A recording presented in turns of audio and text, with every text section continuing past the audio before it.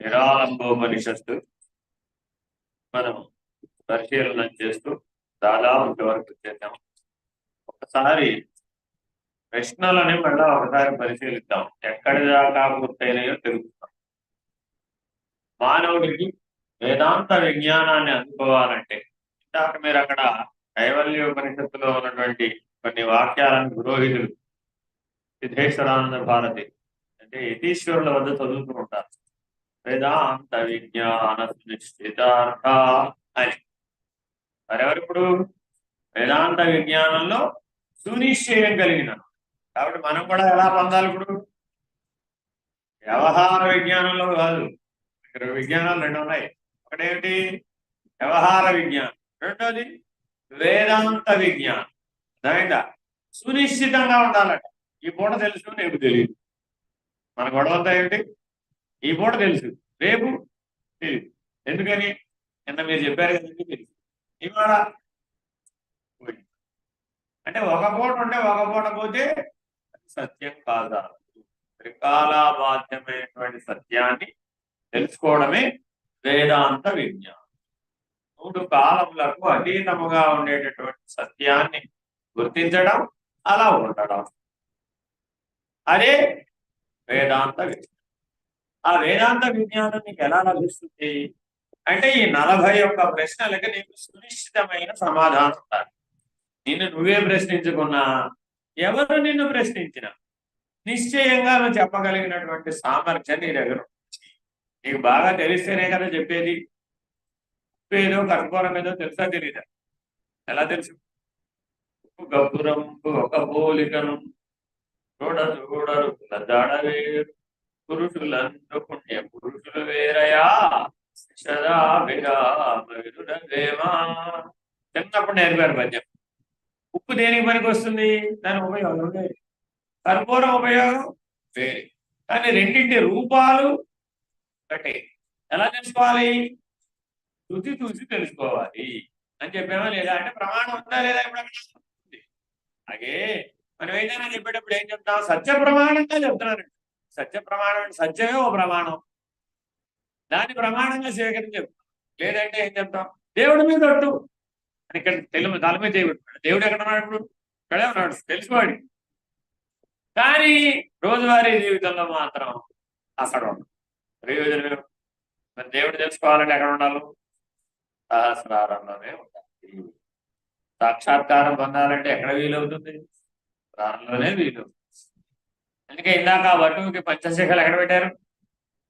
పెట్టారా లేదా? 4 వైపులా 4 పెట్టారు, మధ్యలో ఒకటి పెట్టారు. ఎందుకని? తెలివి అక్కడ పెట్టాలని ప్రతీకాత్మకంగా చెప్తున్నారు. అయినా 4 దిక్కులకి పోమాక ఎక్కడ ఉండాలి? ఈ బ్రహ్మరంధ్ర స్థానంలో, ఈ సహస్రారంలో. ఇక్కడే ఉంది నీ తెలివి అంతా. అయితే వాలంటరీ, లేకపోతే ఇన్వాల్వ్. అంతేనా? ఈ 2 కాదు, లేదా? ఆలోచించండి. అయితే వాలంటరీ బ్రెయిన్, లేకపోతే ఇన్వాలంటరీ. ఈ 2 ఇంకేమన్నాయా? ఈ రెండైనా ఇంకేమైనా ఉన్నాయా? నేను ఎవరు డాక్టర్ రాలేదు, ఫార్మకాలజీ రాలేదు.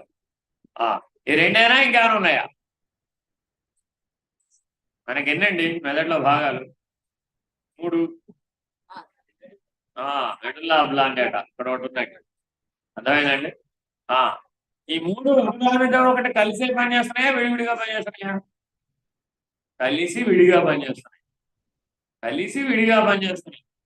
దేని పాత్ర అదే చేస్తూ ఉంటుంది, కలిసి కూడా పనిచేస్తుంది. మనలో కూడా 3 శరీరాలు ఉన్నాయా లేదా? ఉన్నాయా? వాలంటరీ బ్రెయిన్ అంతా ఎవరికి చూసుకుంటుంది? స్థూల శరీరం పైన అంతా, స్థూల వ్యవహారం అంతా ఎవరు చూసుకుంటారు? ఈ ముందున్న వాలంటరీ బ్రెయిన్. ఏం మాట్లాడాలి, ఏం చూడాలి, ఏం తినాలి, ఏం వేసుకోవాలి, ఏం చెయ్యాలి, ఆల్ యాక్షన్ ఓరియంటెడ్ ఫిలిం అంతా ఎవరు తయారు చేస్తారు? Voluntary brain. అర్థమైందండి? నీ ప్రాణము, నీ నీ రక్త ప్రసరణ, నీ జీర్ణ వ్యవస్థ, నీ ఉచ్ఛ్వాస నిశ్వాసాలు నీ ప్రమేయం లేకుండా జరిగేవన్నీ ఏవైనా సరే అవన్నీ ఇన్వాలంటరీ. అర్థమైందండి? మరి కింద ఉన్నవారు ఏం చేస్తారు? మెడుల్లా ఆబ్లాంగేటా గారు ఏం చేస్తారు?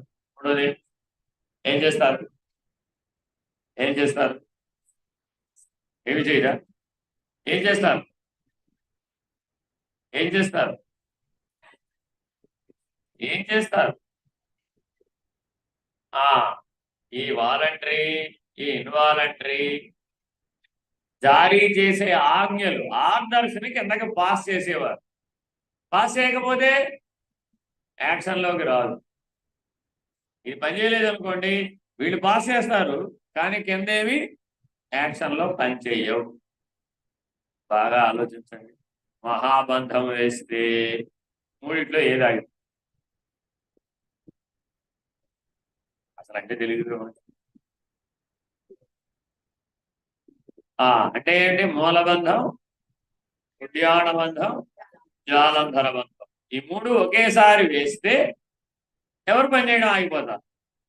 అంటే అనుభవం అంటే తెలుస్తుంటారా, ఇప్పుడు పుస్తకం తెలుస్తుంటారా?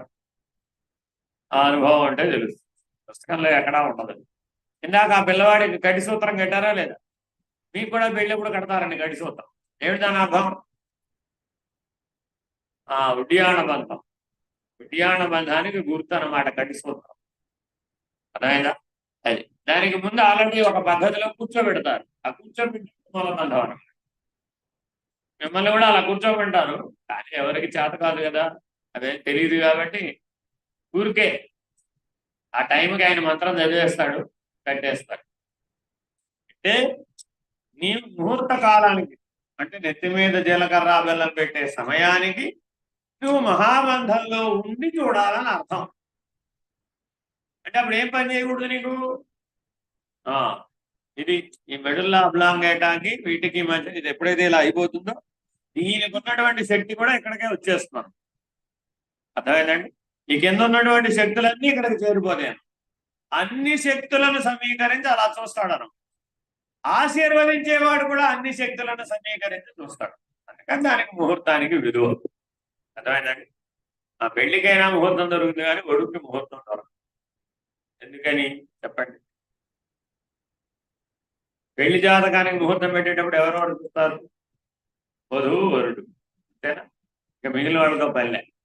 కానీ ఒడుగుకి చూడాలి అంటే వాళ్ళ నాన్నగారు చూడాలి, వాళ్ళ తాతగారు పెట్టుకుంటే వాళ్ళ తాతగారిని చూడాలి, ఆ వధువుది చూడాలి, వాళ్ళ గురువు గారు ఎవరైనా వచ్చారనుకోండి ఆ గురువు గారిని కూడా. ఇన్ని జాతకాలు పరిశీలించి ఇన్ని జాతకాలకి అనువైన ముహూర్తాన్ని మాత్రమే పెట్టాలి. అదేనండి. కాబట్టి ఒడుగు ముహూర్తం పెట్టడం కొద్దిగా కష్టం. ఎందుకని అంటే ఇంతమంది ఆశీర్వచనాలు అక్కడ లభించాలి. ఇప్పుడు అక్కడ మీరు అదంతా చూశారు కదా. సరే, మనకి వేదాంత విజ్ఞానం లభించాలి అంటే మనలో 41 ప్రశ్నలు కలగాలి, సహజంగా కలగాలి. Very very important. పుస్తకంలో చదివితే కలగడం కాదు, ఎవరికి వాళ్ళకి స్వాధ్యాయంలో కలగాలి. 41 ప్రశ్నలు ఎక్కడ కలుగుతాయండి? స్వాధ్యాయం, మనము తాను అధ్యయనం చేసేటప్పుడు మాత్రమే ఇవి కలుగుతాయి. అలా ఎవరికైతే కలిగిందో వాళ్ళకి ఈ ఉపనిషత్తు ఉపయోగపడుతుంది. అలా కలగని వాళ్ళకి ఈ ఉపనిషత్తు ఉపయోగపడుతుంది. కిం బ్రహ్మ क ईश्वरः को जीवः का प्रकृतिः कः परमात्मा को ब्रह्मा को विष्णु को रुद्रः क इंद्रः कस्य मनः क सूर्यः कश्चन्द्रः ये सुराः हे असुराः हे पिशाचाः हे मनुष्याः का स्त्रियः हे पश्वादयः किं स्थावरं के ब्राह्मणादयः का जातिः किं कर्म किमकर्म किम ज्ञानं किं सुखं किं दुःखं कः स्वर्गं को नरकः को बन्धः को मोक्षः कः उपास्यः कः शिष्यः को विद्वान् कः किमासुरं किं तपः किं परमं पदं किं ग्राह्यं किमग्राह्यं कस्सन्न्यासी यशक्याः किं ब्रह्मेति होवाचः ఇందులో మనం విచారణ ఇప్పుడు ఎక్కడ దాకా వచ్చాం కో బంధ అక్కడ దాకా వచ్చాం రాత్రి అర్థమైందండి ఒకసారి తర్వాత ఉన్న మంత్రాలను కూడా మనం చదివితే నీకు స్ఫురిస్తుంది కనీసం మొదటి ప్రశ్నకి సమాధానం చెబుతున్నారు తర్వాత కిం బ్రహ్మ అంటే ఏమిటి महदहंकार पृथिव्यापत्व्याप्तेजो वायुवाकाशात्मकत्वेन बृहद्रूपेणान्नकोशेन कर्मज्ञानार्थरूपतया भासमानमद्वितीय अखिलोपाधि विनिर्मुक्तं तत्सकलशक्तियुक्तं बृंहितमनाद्यन्तं शुद्धं शिवं शान्तं निर्गुणं इत्यादिवाच्यमनिर्वाच्यं चैतन्यं ब्रह्म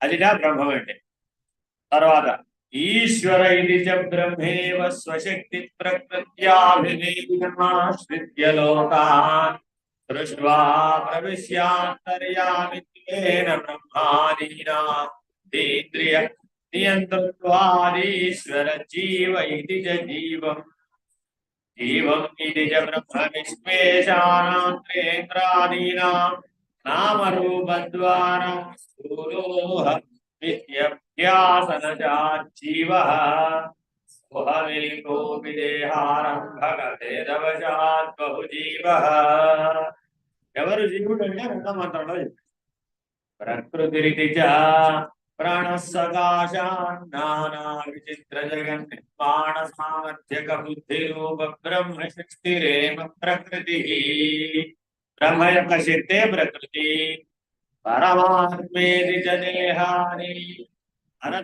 परतरत्वात् ब्रह्मैव परमात्मा स ब्रह्मा स विष्णु स रुद्रः स इन्द्रः स शवनः स सूर्यः स चंद्रस्ते सुरास्ते अगुरास्ते विचारस्ते मनुष्यास्ता स्त्रियस्ते पशुवालयस्तास्थावरन्ते ब्रह्मणादयः सर्वं कल्विदं ब्रह्म नास्ति किञ्चन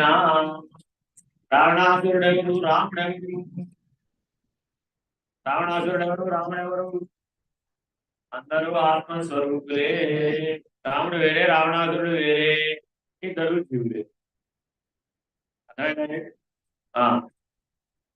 తర్వాత మంత్రం జాతిరిజన కర్మణో నరకస్య మాంసస్య రజాస్తినః న జాతిరాత్మనో జాతిర్వ్యవహార ప్రకల్పితా కర్మేతి చ క్రియాణేంద్రియైః कर्माण्यहं करोमि यद्यात्मानिष्ठतया कृतं कर्मैव कर्म कर्मेति च कर्तृत्वभोक्तृत्वादि अहंकारतया बन्धरूपं जन्मादिकारणम् नित्या नैमित्तिका याग व्रत तपोदानं फलाभिसन्धानं यत्कृतकर्म फलं कोरुटे कर्म ఫలమును వదలుటై అకర్మ ఏం చెప్పేశాడు అకర్మ అంటే ఏంటి ఫల త్యాగమే అకర్మ కర్తృత్వ త్యాగమే అకర్మ. జాతి, కుల, గోత్ర, సూత్ర ఇంకేమున్నాయండి మనకి? మా దేశం, మా ఊరు, మా ఇంటి పేరు, మా కులం, మా గోత్రం, ఇంకా మా భాష, ఇలా ఎన్నో పరిమితులను పెట్టుకున్నాం. ఇవన్నీ అజ్ఞానం.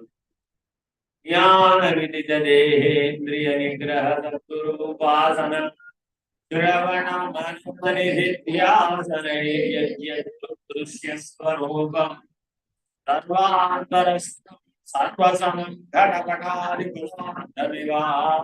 వికారం వికారే అవికారం వికారే చైతన్యం వినా కించిత్ నాస్తి సాక్షాత్కారానుభవజ్ఞానం అజ్ఞానవిదిత రజౌ సంస్కారాం అద్వితీయే సర్వాన్ యుక్తే సర్వాణి దేవ తిర్య నర స్థావర స్త్రీ పురుషవనాశ్రమవంత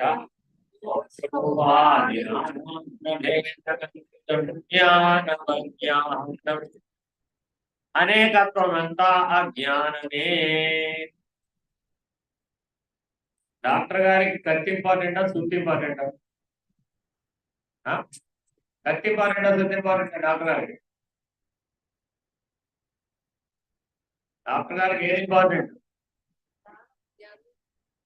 జ్ఞానం ఇంపార్టెంట్, కత్తి శుద్ధి కాదు. దాని అర్థం అదే. ఇప్పుడు ప్రపంచం ఏది కూడా నీ ముందు చూపిస్తున్నదంటే చూపించని దానిని తెలుసుకోమని. చూపించే దాని దగ్గర ఆగమని కాదు. మనం అందరం ఇప్పుడు ఎక్కడ ఆగిపోతున్నాం? కనబడే దాని దగ్గర, దృశ్యం దగ్గర ఆగిపోతున్నాం. ద్రష్ట కనబడాలి. ఈ దృశ్యాన్ని ఆధారంగా చేసుకొని ఆ ద్రష్టని తెలుసుకో. ఆ ద్రష్ట మీద దృష్టి పెట్టు. అర్థమైందండి? ఇక్కడే ఆగిపోయాం అనుకోండి, కత్తి శుద్ధి దగ్గర ఆగిపోతాం. కత్తి శుద్ధి ఉంటే ప్రయోజనం ఏముంది? వాడే జ్ఞానం లేకపోతే ఏనా కాదు. డాక్టర్ గారు వాడే తీరు వేరు, కమ్మరి వాడు వాడే తీరు వేరు. కమ్మరి వాడు కూడా కత్తి శుద్ధే వాడతాడు. మరి అవే వాడదాం ఎక్కడికి తెచ్చి? పనికిరావు కదా అవి. ఈయన వాడేవి కత్తి శుద్ధి కాదా? కత్తి శుద్ధే. కానీ ఈ జ్ఞానంతో, ఈ విధానంతో, ఈ ఉపయోగంతో వాడితేనే ఇక్కడ ఆయన తర్వాత మంది. కాబట్టి అనేకత్వం అంతా అజ్ఞానం, ఏకత్వమే జ్ఞానం. నీ జీవితంలో ఎప్పుడైనా సరే నువ్వు వేరే నేను వేరే అన్నారనుకోండి, అప్పుడెవరు? అజ్ఞానం. అబ్బో మా గురువు గారు అంటే ఏంటనుకుంటున్నావు? అయిపోయింది. ఈవిడ జ్ఞానమే కాకుండా ఆయన కూడా అజ్ఞానమే. అంతేనా కాదా? ఎందుకని? ఈ గురువు గారు అంటే మా గురువు గారు చాలా గ్రేట్. ఏమైందప్పుడు? అయ్యో, అజ్ఞానంలో పోటీ పడుతున్నాం.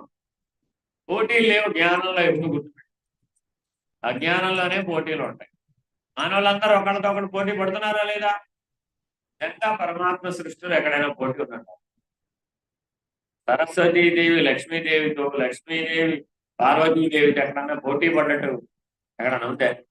బ్రహ్మగారు విష్ణుమూర్తితో, విష్ణుమూర్తి గారు రుద్రుడితో ఎక్కడన్నా పోటీ పడ్డట్టు ఉంటే?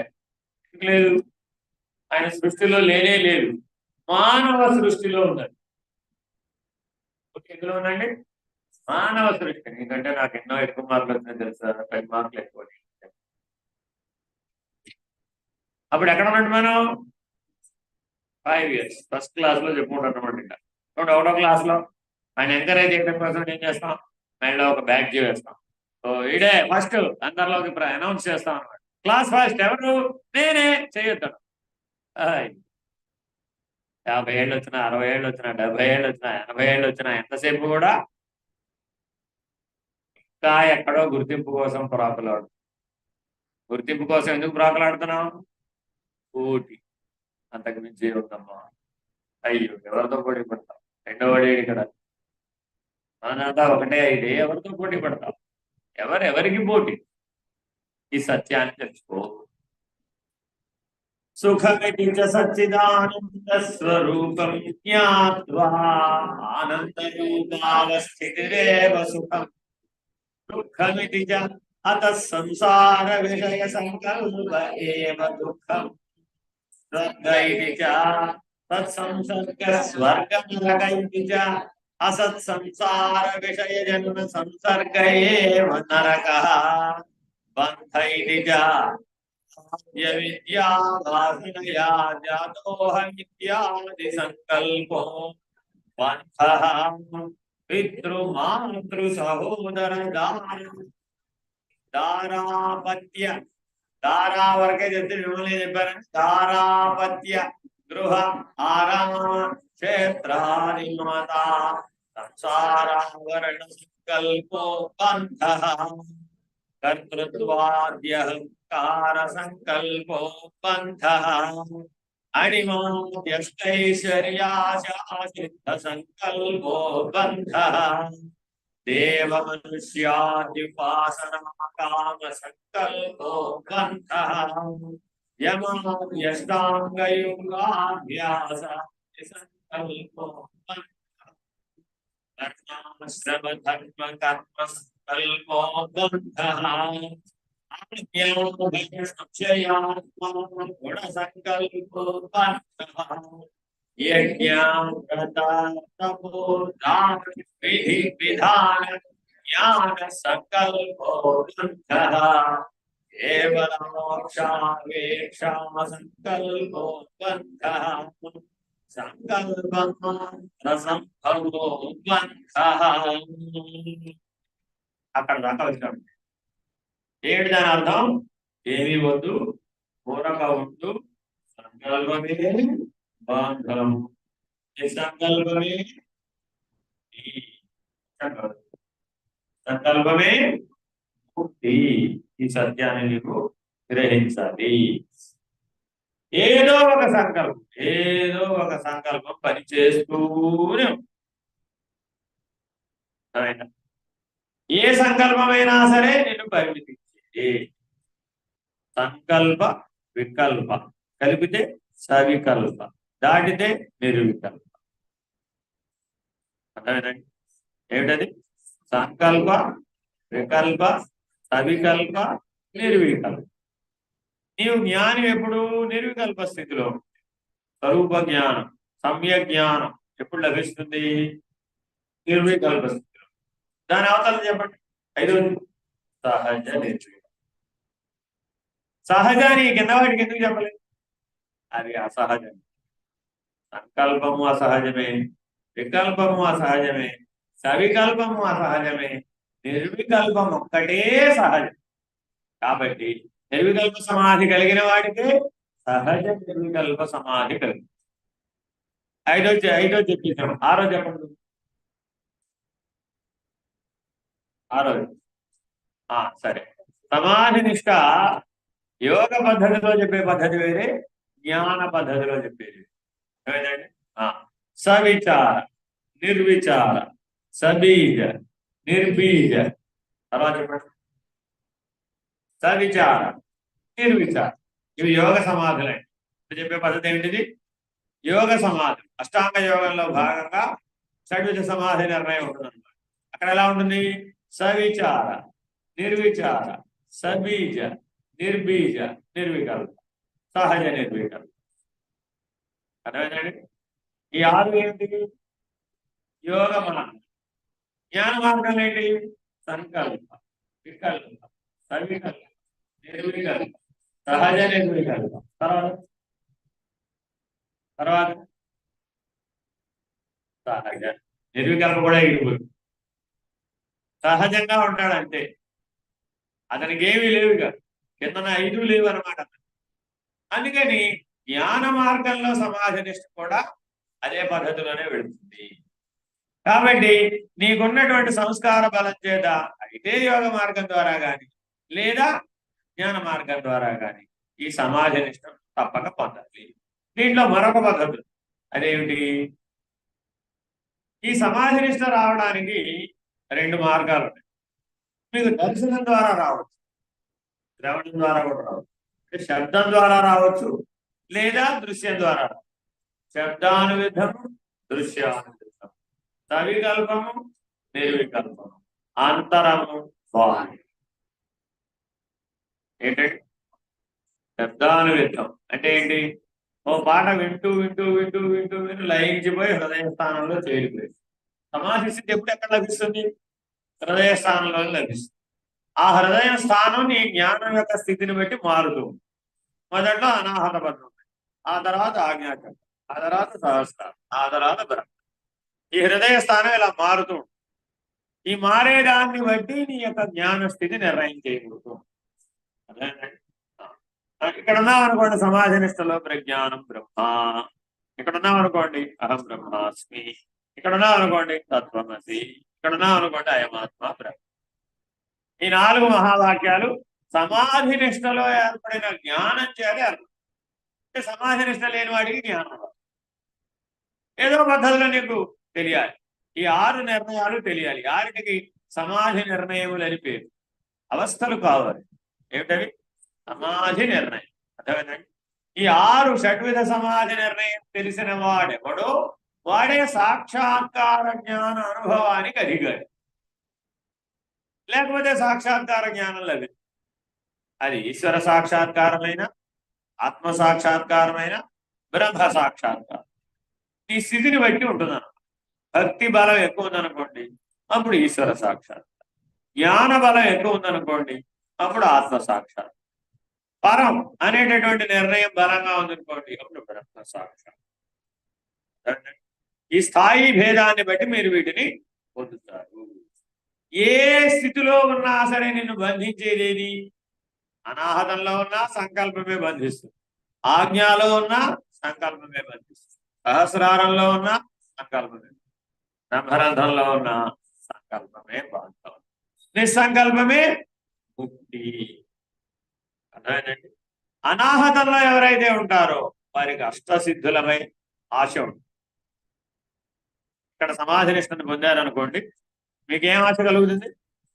అష్టసిద్ధులను పొందాలనే ఆశ కలుగుతుంది. అందుకనే పైన అది కూడా చెప్పాడు, అణిమాద్యష్ట సిద్ధి సంకల్పో బంధ. ఎప్పుడు తెలుస్తుంది? ఇక్కడ మేలుకుంటే, ఆజ్ఞాచక్రంలో మేలుకుంటే తప్ప తెలియదు. కాబట్టి నువ్వు ఏ స్థానంలో సమాధి నిష్టలో మునిగిపోతే అక్కడ సద్గురుమూర్తి వచ్చి నిన్ను మేలుకొడు, మేలుకొలుపు పై స్థితిలో ప్రవేశపెడు. అప్పుడే నీకు అది తెలుసు, లేకపోతే తెలియదు. కాబట్టి అన్నిటికంటే ముందు ఏం చెప్పారు? సాధనలకు అన్నిటికంటే ముందు సద్గురు ఉపాసన. సద్గురువుని ఉపాసించాలి. సద్గురువు చేతిలో ఉంటేనే ఇవన్నీ ఈ ప్రయాణం అంతా వీలు. ఇప్పుడు 9వ మంత్రం, మోక్ష ఇది చ నిత్యా నిత్య వస్తు విచారా అనిత్య సంసార సుఖ దుఃఖ విషయ సమస్త క్షేత్ర మమతాది సమస్త బంధ సంకల్ప క్షయో మోక్ష. ఏం చెప్తున్నారండి ఇందులో? మోక్షం అనగా ఏమి చెప్తున్నారు? ఉపాస్య ఇది చ సర్వ శరీరస్థ చైతన్య బ్రహ్మ ప్రాపకో గురురుపాస్య శిష్య ఇది చ విద్యాధ్వస్త ప్రపంచావగాహిత జ్ఞానావశిష్టం బ్రహ్మైవ శిష్య. గురువుగారు ఎవరు? బ్రహ్మస్వరూపుడు. శిష్యుడు కూడా ఎవరు? బ్రహ్మస్వరూపుడే. అయితేనే వేదాంత విజ్ఞానం, అప్పుడే సుజ్ఞాన పద్ధతి ఏర్పడుతుంది. ఇద్దరు వేరువేరుగా ఉండకూడదు. ఇద్దరు వేరువేరుగా ఉంటే, గురు శిష్యులు వేరువేరుగా ఉంటే జ్ఞానం సిద్ధించదు. అందుకని అన్ని సిద్ధులలో కల్లా ఉత్తమమైన సిద్ధి జ్ఞాన సిద్ధి. అది సిద్ధిగా పరిగణించబడదు. మోక్షం కూడా సిద్ధే, సిద్ధి కాని సిద్ధి. సిద్ధిలో అసిద్ధీయుడైన మోక్షం. అన్ని సిద్ధుల నుంచి విడిపించేదని అర్థం. మోక్షం అంటే అర్థం ఏంటి? అన్నింటిలోనే విడిపిస్తుంది. చిట్ట చివరికి నిన్ను ఆ మోక్షం కూడా నాకు అవసరం లేదని నీ చేతే అనిపిస్తాడు పరమాత్మ. అదే పరమంటే. ఆ పరమైనటువంటి స్థితికి చేరిన వాడికి మోక్ష సన్యాస యోగం ప్రాప్తిస్తుంది. అదే ఆఖరి ప్రాప్తి. తర్వాత ఏంటి? జాగ్రత్తగా పరిశీలనం చేస్తే మనం ఈ సాధన మార్గంలో విచారణ దేంతో ప్రారంభిస్తాం? నిత్యానిత్య వస్తు వివేకం. దాంతోనే ఇక్కడ కూడా మొదలుపెట్టారు. నిత్యానిత్య వస్తు విచారణ చే అనిత్యములైన సంసార సుఖ దుఃఖ విషయములను సమస్త వస్తువులందు మమకార బంధ సంకల్ప క్షయమే మోక్షము. ఏమేమి వదలాలండి? అనిత్యములైన సంసార సుఖ దుఃఖ విషయములకు సమస్త వస్తువులను మమకార బంధ సంకల్ప క్షయమే మోక్షము. భజన చేస్తూ ఉంటే అది వద్దండి, ఇది వద్దండి, అది ఇంకోసారి పెట్టండి అన్నామా లేదా? ఎందుకు ఎందుకు అదే ఇక్కడ చెప్తున్నాడు. అనిత్యములైన సంసార సుఖ దుఃఖ విషయం. అంతేగా? అబ్బాయి అది నాకు పనికిరాదు, ఇది నాకు పని, అది పనికిరాదు అంటే ఇది పని. అప్పుడు ఎక్కడ ఉన్నారు? అన్నీ ఒకటేననే భావం ఉందంటావు. పరమాత్మకు అందుకే మహానివేదన పెట్టేటప్పుడు ఏం చేస్తాం? అన్నీ ఓ చెంచా చెంచా వేసేస్తాం. ఏం తయారు చేస్తే అన్ని వేసేసామా లేదా? ఆఖరికి ఉప్పు, పెరుగు, నెయ్యి అన్ని అందులోనే వడ్డించేస్తాం, ఒకే ప్లేట్లోనే. అలా మహానివేదన తీసుకోవడం నేర్చుకోవాలి. అది పనికిరాదు, ఇది పని. అక్కడ పనికిరాదు, ఇక్కడ పనికి అది ఇంకోదా కాదా? ఇక్కడే కూర్చోవాలి, అక్కడే కూర్చో. ఏ పరిమితి చేతైనా నువ్వు కనుక పరిమితించబడినట్లయితే అది అనిత్యం కదా అని నీకు వెంటనే స్ఫురణ రావాలి. వచ్చి ఏం చేయాలి? సమస్త వస్తువులను మమకార బంధ సంకల్ప క్షయమే. మమకారం అనే బంధం నీ సంకల్పంలో. మనల్ని అందరినీ వచ్చేటప్పుడు మీ బళ్ళని మీరు తెలుసుకోవాలని చెప్తున్నాం. ఎప్పుడు వేదనగర్కి వచ్చాడు నేనా? మీ బళ్ళని మీరు తెచ్చుకోవాలి అక్కడికి వచ్చేప్పుడు, అరుణాచలానికి వచ్చేటప్పుడు. ఎందుకు? మీ రోజు వెండి బళ్ళలో తింటారనుకోండి, రోజు వెండి బళ్ళ పెట్టమంటే ఎవరు పెడతారు? అంతేనా కాదు? అక్కడ ఎవరు పెట్టు. అందుకని ఆశ్రమాలకు వెళ్ళేటప్పుడు ఎప్పుడు ఎలా వెళ్ళాలి? ఎవరు ప్లేట్ వాడు తీసుకెళ్ళాలి. ఇప్పుడు మీరు ఏ ప్లేట్ పట్టరావాలి? చిన్న ప్లేటా, పెద్ద ప్లేటా, వెండి ప్లేటా, బంగారం ప్లేటా, ప్లాస్టిక్ ప్లేటా?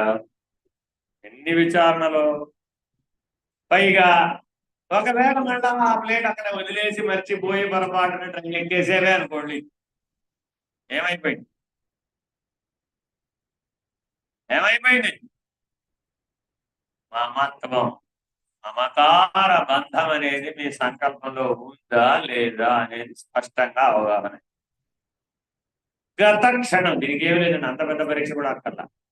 గత క్షణం గురించినటువంటి ఆలోచన మీకు ఉందంటే మమకారం ఉన్నట్టు. సింపుల్. ఒక క్షణం కిందది నీకు వెంబడిస్తోంది, నేను ఇంకా నీ మీద ప్రభావితం అవుతోంది. గతం నీ మీద ప్రభావితం అయిందంటే మమకారం. ఏం అక్కర్లేదండి. ప్రతిరోజు మీరు మీ ఆశ్రమంలోనూ ఆలయంలోనూ రోజు వచ్చి ఒక దగ్గర కూర్చోండి. ఏమైందండి? ఆలయంలో ఇట్లా స్తంభాలు ఉంటాయా లేదా? ఆవిడ వచ్చి ఆ స్తంభం దగ్గర కూర్చుని ఆవిడ పాపం జపం చేసుకుని స్తోత్రాలు చదువుకుని వెళ్ళిపోతుంది. ఒకరోజు ఆవిడ స్థానంలో ఎవరో కూర్చున్నారు, ఈవిడ వేరే దగ్గర కూర్చుంది. ఈవిడ కూర్చున్నంతసేపు ఎవరి మీద దృష్టి పెడుతుంది? నా స్తంభమో నా స్తంభం, నా స్తంభమో నా స్తంభం. ఎందుకని? నేను రోజు అక్కడ కూర్చుంటానండి, ఆవిడ అక్కడ కూర్చుంది. నాకేదో వెళ్ళేంత వరకు అదే కూడా. ఏమైంది? ఇప్పుడు దీన్ని ఏమంటారు? సంసర్గ దోషం. ఏమంటారండి? సంసర్గ దోషం. అందుకే హోమం చేసేటప్పుడు మనకు తెలియకుండానే సంసర్గ దోషం ఏర్పడుతుందని ఆహుతి సంసర్గ దోష నివారణ అర్థం వనస్పతి హోమం కరిష్యే అని మళ్ళీ దానికి కూడా ఒక ప్రాయశ్చిత్తం చేస్తాం. అర్థమైందండి? ఎక్కడికక్కడ అంటుకుపోవడం మనకున్న పెద్ద దుర్లక్షణం. అంతే. అంటుకోకుండా ఉండండి రా బాబు, అసంగుడుగా జీవించరా బాబు అని వేదం చెప్తూ ఉంటే మన పని ఏమిటంటే దీనికి భగవాన్ బాబా వారు ఎక్కువ ఉన్నారు. మామూలుగా ప్రశాంత్ నిలయం వెళ్ళాలంటే ఒక్కరిగా వెళ్ళరండి. ఏం చేస్తారు? ఒక 10 మంది గ్రూప్ అంతా కలిసి వెళ్తారు. ఈ వెళ్ళిన వాళ్ళందరూ కూడా వాళ్ళ పరిమాణం ఎక్కడ ఉన్నారో వెతుక్కుంటూ ఉంటారు. ఇక్కడ దేనికి వెళ్ళారు మీరు? భగవంతుడు వెతకడానికి వెళ్ళారా? మీ గ్రూప్ సభ్యులు వెతకడానికి వెళ్ళారా? అది పోతుంది. అది పోయి ఏం చేస్తాడు? ఈ పలకరింపులతోనే జీవితం అయిపోతుంది. అంతేనా కాదా? ఎందువలన మన వాళ్ళందరూ అంటే అక్కడ ఏమైపోయింది? అజ్ఞానమా? అర్థమైందండి. ఇట్లా తెలియకుండానే మనకి అంటుకునే ధోరణి వచ్చేస్తుంది. Very very important. అర్థమైందండి. మా వాళ్ళు కాదండి బాబు వాళ్ళు. మరి ఎవరు చేశారండి? మా వాళ్ళైనా చేయరు. అంటే ఎవరు? మీరెవరు? మా వాళ్ళు. ఆడపెళ్లి వారు మగ పెళ్లి వారి దగ్గర ఈ గొడవలు విపరీతంగా వస్తున్నాయి. ఎందుకని? మీ పార్టీ వేరే, మా పార్టీ. ఇట్లా ఇవన్నీ ఎక్కడ ఉన్నాయి? ఇప్పుడు సంకల్పంలోనే ఉన్నాయి, మీ అంతఃకరణంలోనే ఉన్నాయి, మీ వస్తువుల ఏమన్నా మమత్వంలోనే ఉన్నాయి. Very very important. అక్కడ చూడండి, మీరు అందరూ బ్యాగ్ పట్టుకుని బయలుదేరతారా? లేదా ఆడవాళ్ళందరూ బ్యాగ్ పట్టుకుని బయలుదేరతారా? ఆ బ్యాగ్ ఎక్కడన్నా పెడితే మాతృకుడు ప్రాణం చలకలో ఉంటుంది. మాతృకుడు ప్రాణం ఉంటుంది, చలకలో ఉంటుంది. అంటే ఈవిడ ఎక్కడన్నా జరగనివ్వండి, దృష్టి మాత్రం ఆ బ్యాగ్ మీద. అక్కడ పక్కన పెట్టమన్నా ఆహ్లాదం. ఎందుకని? మాతృకుడు ప్రాణం చలకం. మరి ఇప్పుడు అది మమత్వమైనా కాదా? బయట పట్టుకున్న బ్యాగ్నే వాళ్ళని పెద్ద మంచి 9 రంధ్రాలన్న ఈ బ్యాగ్ని వదులుతావు. ఇది కూడా బ్యాగే కదా, స్మాల్, నథింగ్ ఎల్స్. బయట ఒక చర్మపు సంచి, ఆ చర్మపు సంచికి 9 చిల్లులు, రకరకాల వస్తువులు అందులో వేసి మూట కట్టాం. అంతకు మించి అందులో ఏం పెద్ద విశేషం లేదన్నాడు ఒక. ఎవరో తెలుసా? కటికవాడి దగ్గరికి వెళ్ళి అడిగితే, ఎవరో కటికవాడు, ధర్మ వ్యాధ గీత అని ఒక చిన్న పుస్తకం ఉంది, చదువుకోండి. ఆయన కటికం అంటే కషాయవాడు అన్నాడు, మాంసం అమ్ముతాడు. ఆయన దగ్గరికి వెళ్ళి అడిగాడు కౌశికుడు, ఏమిటయ్యా ఈ 9 రంధ్రాలున్న తోలు తిత్తి చూసి నేనే అనుకుంటాను. ఏమున్నాడు? చర్మపు సంచిలో అన్ని వేసి మూట కట్టాం, 9 చిల్లులు ఎక్కాం. ఆ లోపల ఉన్నది ఏదో ఆ చైతన్యం అనే ప్రకాశం, ఆ 9 చిల్లులు అని బయట. ఆ ప్రకాశం దేని మీద పడితే ఓహో తెలుసుకున్నాను అంటున్నాం. అంతేగా, అంతకు మించి ఏముంది? ఓ మాటతో తేల్చవతలు పడింది మొత్తం. నిజంగా మన జీవితాన్ని ఇలా ఒక మాటతో తేల్చగలమా? నిన్ను నువ్వు అలా ఒక మాటతో నిరసించగలవా? నీ ఉనికిని నిరసించగలవా? ఆనాడు నీకు మమకారం లేదు. భగవాన్ రమణులు అంటారు, దీని మీద నీకు మమకారం ఉందో లేదో ఎప్పుడు తెలుస్తుందయ్యా అంటే, ఆఖరి శ్వాస వచ్చినాడు తెలుస్తున్నాడు. ఎప్పుడు తెలుస్తుందండి? ఆఖరి శ్వాస. ఆనాడు ఇది ఎట్లా రాలి పడిపోవాలయ్యా అంటే, పిచ్చివాడి ఒంటి మీద తుండుగుడ్డ వలె రాలి. ఉత్తరీయం పిచ్చివాడి ఒంటి మీద వేసిందండి, ఉందని వాడికి తెలివింది అసలు? లేదు. అది ఎప్పుడో జారి పడిపోయిందండి. ఉందో లేదు ఎవరికి కావాలి ఇక్కడ అనేటటువంటి స్థితిలో నువ్వు ఉండి, బాలోన్మత్త పిశాచవత్తుగా ఉండి నీ శరీరం పడిపోవాలి. వాడయ్యా మోక్షం అనేటటువంటి పట్టణానికి రారాదు. మోక్ష పట్టణానికి రారాజు ఎవరంటే, బాలోన్మత్త పిశాచవత్తుగా ఉన్నవాడే అధికారి, అర్హుడు. వాడర్హుడట మోక్ష సన్యాసయ. మరి ఈనాడు మనం ఎలా ఉన్నాం? ఎవరికి వాడు పరిశీలన. ఎక్కడ దాకా వచ్చాం? సర్వజీవుల శరీరములందున్న చైతన్య బ్రహ్మమును పొందించు గురువు ఉపాసింపదగిన. ఏ గురువుని పట్టుకోవాలండి?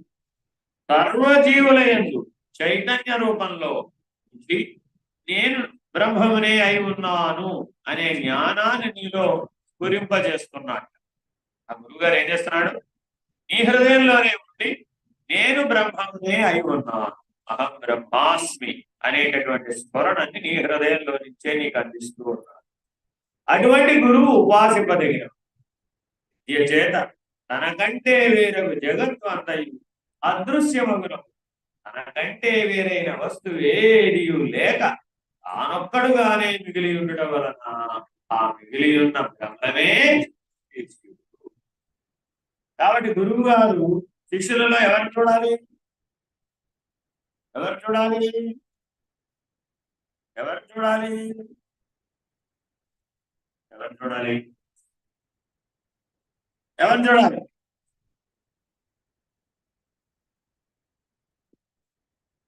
తనను తానే శాంత విజ్ఞానం అంటే ఏమిటి? అంతటా తననే దర్శించాలి, అన్నింటినీ తనలో దర్శించాలి. అదే వేదాంతం. అదే మాట. 10వ మంత్రం. విద్వాన్ ఇది చ సర్వాంతరస్థ స్వం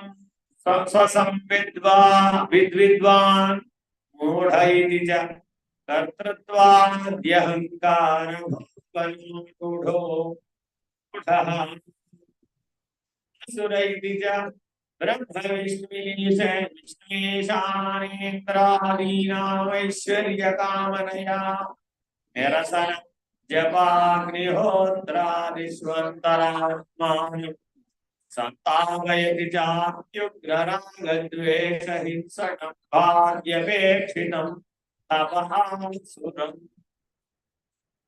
వెరీ వెరీ ఇంపార్టెంట్. ఎలా మనలో దైవీ అహము, ఆసురీ అహము ఎలా మేల్కొంటాయో చెప్తారు. ప్రస్తుతం మీరు దేవతల, రాక్షసుల? రెండు కాదు, మానవులు. ప్రస్తుతం మీరు రెండు కాదు, దేవతలు కాదు, రాక్షసులు.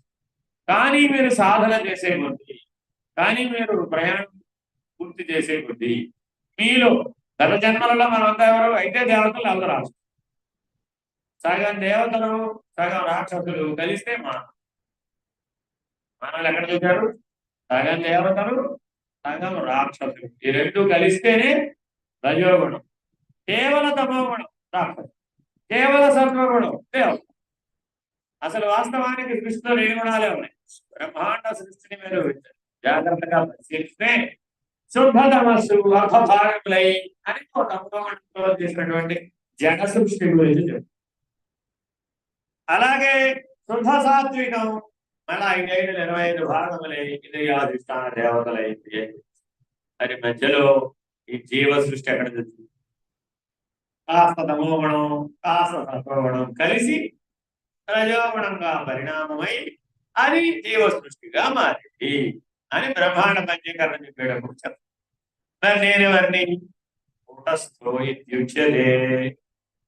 నేనా తమోగుణ సృష్టి కాదు, ఈ సత్వగుణ సృష్టి కాదు, ఆ రజోగుణ సృష్టి అసలే కాదు. మరెవరిని?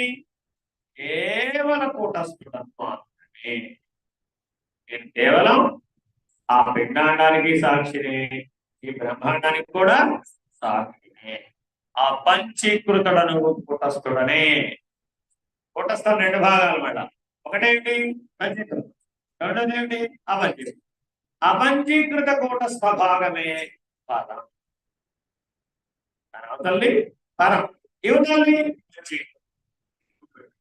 అంటే 5-25 సృష్టి రచనా కార్యక్రమంలో పాల్గొంటే అది పంచీకృతం. సృష్టి రచనా కార్యక్రమానికి అవతలు ఉంటే పరం.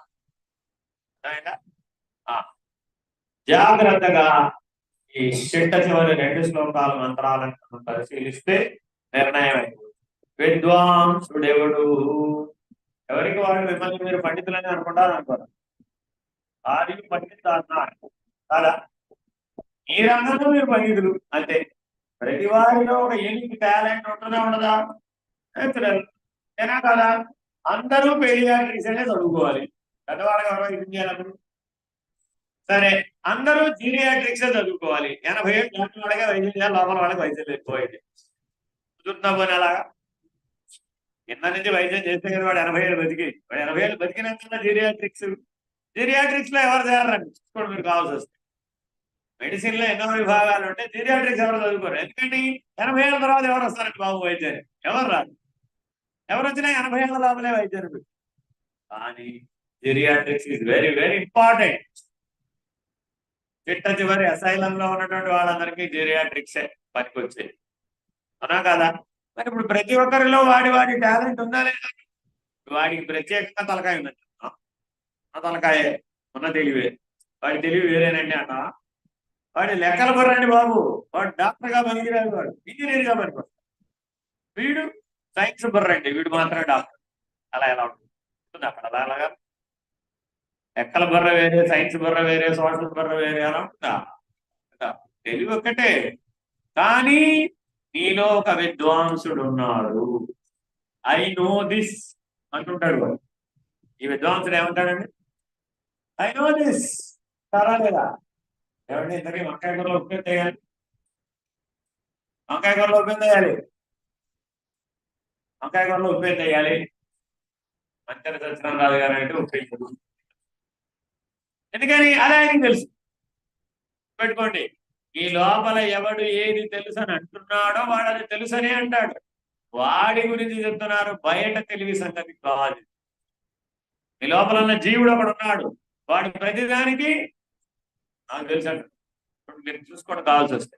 అందుకే నేను చెప్పేది, ఇది బహిర్ముఖానికి సంబంధించిన ఉపనిషత్తు కాదు. ఈ 41 ప్రశ్నలు మీకు అంతర్ముఖంలో రావాలి, ధ్యానంలో రావాలి. ఎంతో మంది ధ్యానం చేస్తున్నారు, నా దగ్గరకు వస్తారండి.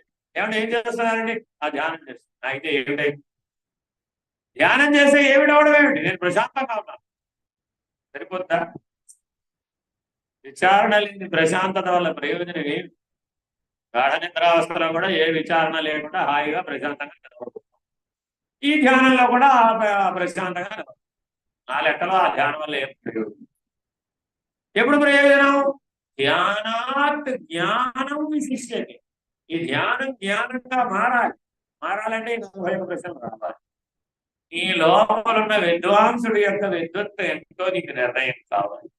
ఆ జీవుడే బ్రహ్మం అని నిర్ణయం అయితే నీవు విద్వాంసుడే. అని మన నిర్ణయం కాకపోతే లౌకికమే. అందుకని బ్రహ్మపదము గంటి పరక వరకు సర్వము గల స్వరూపము జ్ఞాన స్వరూపమును తెలిసిన వాడే విద్వాంసుడు. గడ్డి పూలతో ఎప్పుడన్నా ఈశ్వరుడు అర్చన చేశారా? ఎప్పుడన్నా చేశారా? ఎందుకని? ఆ గడ్డి పూలతో ఏం విలువండి? ఏ సంపైన పూలు, ఏ పొడిలి పూలు, ఏ ఎల్లేడు పూలు, అక్కడెక్కడో శివలింగ పుష్పాలు అయితేనే వాటిలో అయితేనే పూజ చేస్తారు. లేకపోతే ఏ పాపం? పరమాత్మ సృష్టిలో భాగం కాదా గడ్డి పువ్వు? అర్హత లేదా దానికి? అంటే ఏమైపోయాం ఇప్పుడు? పదార్థగతమైన సంబంధంతో పరిమితమైంది, సాధనాపరమైనటువంటి పరిమితితో సంబంధపడిపోయాం. ఇలా అనేకమైనటువంటి ఈ అనేకత్వం అంతా నిన్ను పరిమితి చేస్తుంది. అందుకని ఏమంటున్నాడు? గడ్డిపోత నుంచి బ్రహ్మ వరకు సద్వస్తువు ఒక్కటే. వస్తువు ఒక్కటే, అది సత్యం, అది సద్వస్తువు. అది ఎక్కడి నుంచి ఎక్కడ దాకా ఉంది? బ్రహ్మం నుంచి గడ్డిపోత వరకు. గర్భలేని పెళ్లి కూడా కాదు, పోతుందా? ఏ గర్భ గడ్డే కదా, కాదా? అయ్యో, గర్భ లేకపోతే పెళ్లి అవుతుంది, గడ్డి లేకపోతే పెళ్లి అవుతుంది. అదేంటంటే వరుడు వధువు ఉంటే పెళ్లి అయిపోతుంది కదా. అవును, కావాల్సి వస్తుంది. సీతాదేవి రావణాసురుడు ఏమిటిది ఏమని చెప్పి? నువ్వు దీంతో సమానం. అదే ఈయన కూడా చెప్తున్నాడు. ఈ ఉపనిషత్తు ఏం చెప్తుంది? ఈ రావణ బ్రహ్మ, ఆయన ఉన్నది ఎవరు? బ్రహ్మమే. ఈ దర్భలో ఉన్నది ఎవరు? ద్వైతం దృష్టిలో చూస్తే రావణాసురుని కించపరిచినట్టు కనబడి, కానీ సీతాదేవి జ్ఞాని, బ్రహ్మ జ్ఞాని, సాక్షాత్తు ఆదిశక్తి, సాక్షాత్తు మహాలక్ష్మి. ఏం గుర్తు చేస్తుందట రావణాసురుడికి? నీవు అసురుడవు కావు, గడ్డి పోత నుంచి బ్రహ్మం వరకు వ్యాపించిన సద్వస్తువు అని గుర్తు చేస్తుంది. ఆవిడ జ్ఞాన స్వరూపం. రామాయణ కథ చదివినప్పుడు ఎప్పుడూ సీత బ్రహ్మజ్ఞానిగా చూడరెవరు. ఎందుకని? ఆ దృష్టి లేదుగా మనకి. ఎంతసేపు రాముడు రావణుడు ఎప్పుడు కొట్టుకుంటాడో రావణాసురుడు ఎప్పుడు అయిపోతాడు. మన గొడవ అంతా వాళ్ళిద్దరు యుద్ధం మీద. మా సీతాదేవిని ఎందుకు ఎత్తుకెళ్ళిపోవాలి ఆయన? మీ సీతాదేవిని ఎత్తుకెళ్ళిపోవడం అర్థం ఉందని కాదు. అంటే మనకి సరిగ్గా చదువుకోవడం రాదు. కానీ మనలో ఉన్న విద్వాంసుడు జీవుడు అనేవాడు జీవభావంలో మునిగిపోయి చదువుతున్నాడు. అందువల్ల పాత్రోచితమైన అనేకత్వంతో మనం సంబంధపడిపోయి బంధ రూపంలోనే వాటిని నిర్వచించే ప్రయత్నం చేస్తున్నాం. అది మన పర్వం. కాబట్టి జ్ఞాని ఎవరయ్యా? బ్రహ్మ మొదలు గడ్డి పరక వరకు గల సర్వమునందు గల స్వరూపము జ్ఞాన స్వరూపము తెలిసిన వాడే విద్వాంసుడు. ఎవరైనా మీ కాళ్ళకు దండం పెట్టారండి, ఏం చేయాలి? ఏం చేయాలి? ఏం చేయాలి? ఏం చేయాలి? ఏం చేయాలి? ఏం చేయాలి? నమస్కరించిన వాడు కూడా బ్రహ్మనే అని వారికి ప్రతి నమస్కారం చేయాలి. కానీ ఇప్పుడు మనం ఏం చేస్తాం? పైగా గుప్పెడు అక్షతలు ఉండదు. ఏమిటి? నేను ఆశీర్వదించేవాడిని, ఆశీర్వదింపబడేవాడు. ఏమైందా? ఒకటా రెండా? అనేకం. జనం కాదా? అందుకని కైవల్యాశ్రమ పద్ధతిలో ఏంటంటే ఎవరైనా నమస్కారం చేశారనుకోండి, ఆయన నువ్వు బ్రహ్మమే, నేను బ్రహ్మ, ఉన్నదంతా బ్రహ్మమే అని ప్రతి నమస్కారం చేసే పద్ధతి ఉంటుంది మన దగ్గర. చూసుకోండి, కావాల్సి వస్తుంది. మీరు నమస్కారం పెడతారేంటంటే అంత చిన్నపిల్లాడికి? గడ్డి పూత నుంచి బ్రహ్మము వరకు ఉన్న సద్వస్తువు ఒక్కటే. చిన్నపిల్లాడేమిటి, పెద్ద పిల్లాడే. ఇప్పుడు ఆ వటువు నమస్కరించాడండి, మనం ఏం చేశాం? ఎందుకని బ్రహ్మయజ్ఞానికి పూనుకుంటున్నాడు. మనకంటే ఉత్తమం, ఏ మాలిన్యం లేదు, నిర్మలమైన అంతఃకరణం. చిన్నపిల్లవాడు కదా, ఏ శారీరక మాలిన్యం లేదు. చూడండి, అందుకే ఎంత స్వచ్ఛంగా ఉన్నాడు. అక్కడ ఉన్న చుట్టుపక్కల ఉన్న వాళ్ళందరూ చూస్తే అతను ఏమీ చేయకుండా అతనిలో బ్రహ్మ వర్చస్సు కనబడాల. ఏ సాధన చేయలేదు అతను ఇంకా, కానీ నిర్మలాంతఃకరణం చేత ఆ బ్రహ్మ వర్చస్సు. మనందరం మాడిపోయిన బలు. ఎందుకని?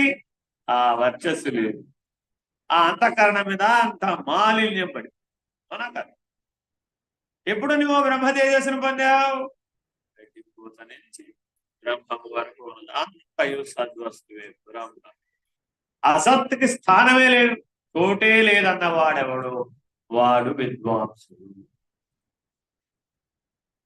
మూఢుడు అనగా ఎవడు? మన గురించి అడుగుతున్నాడు.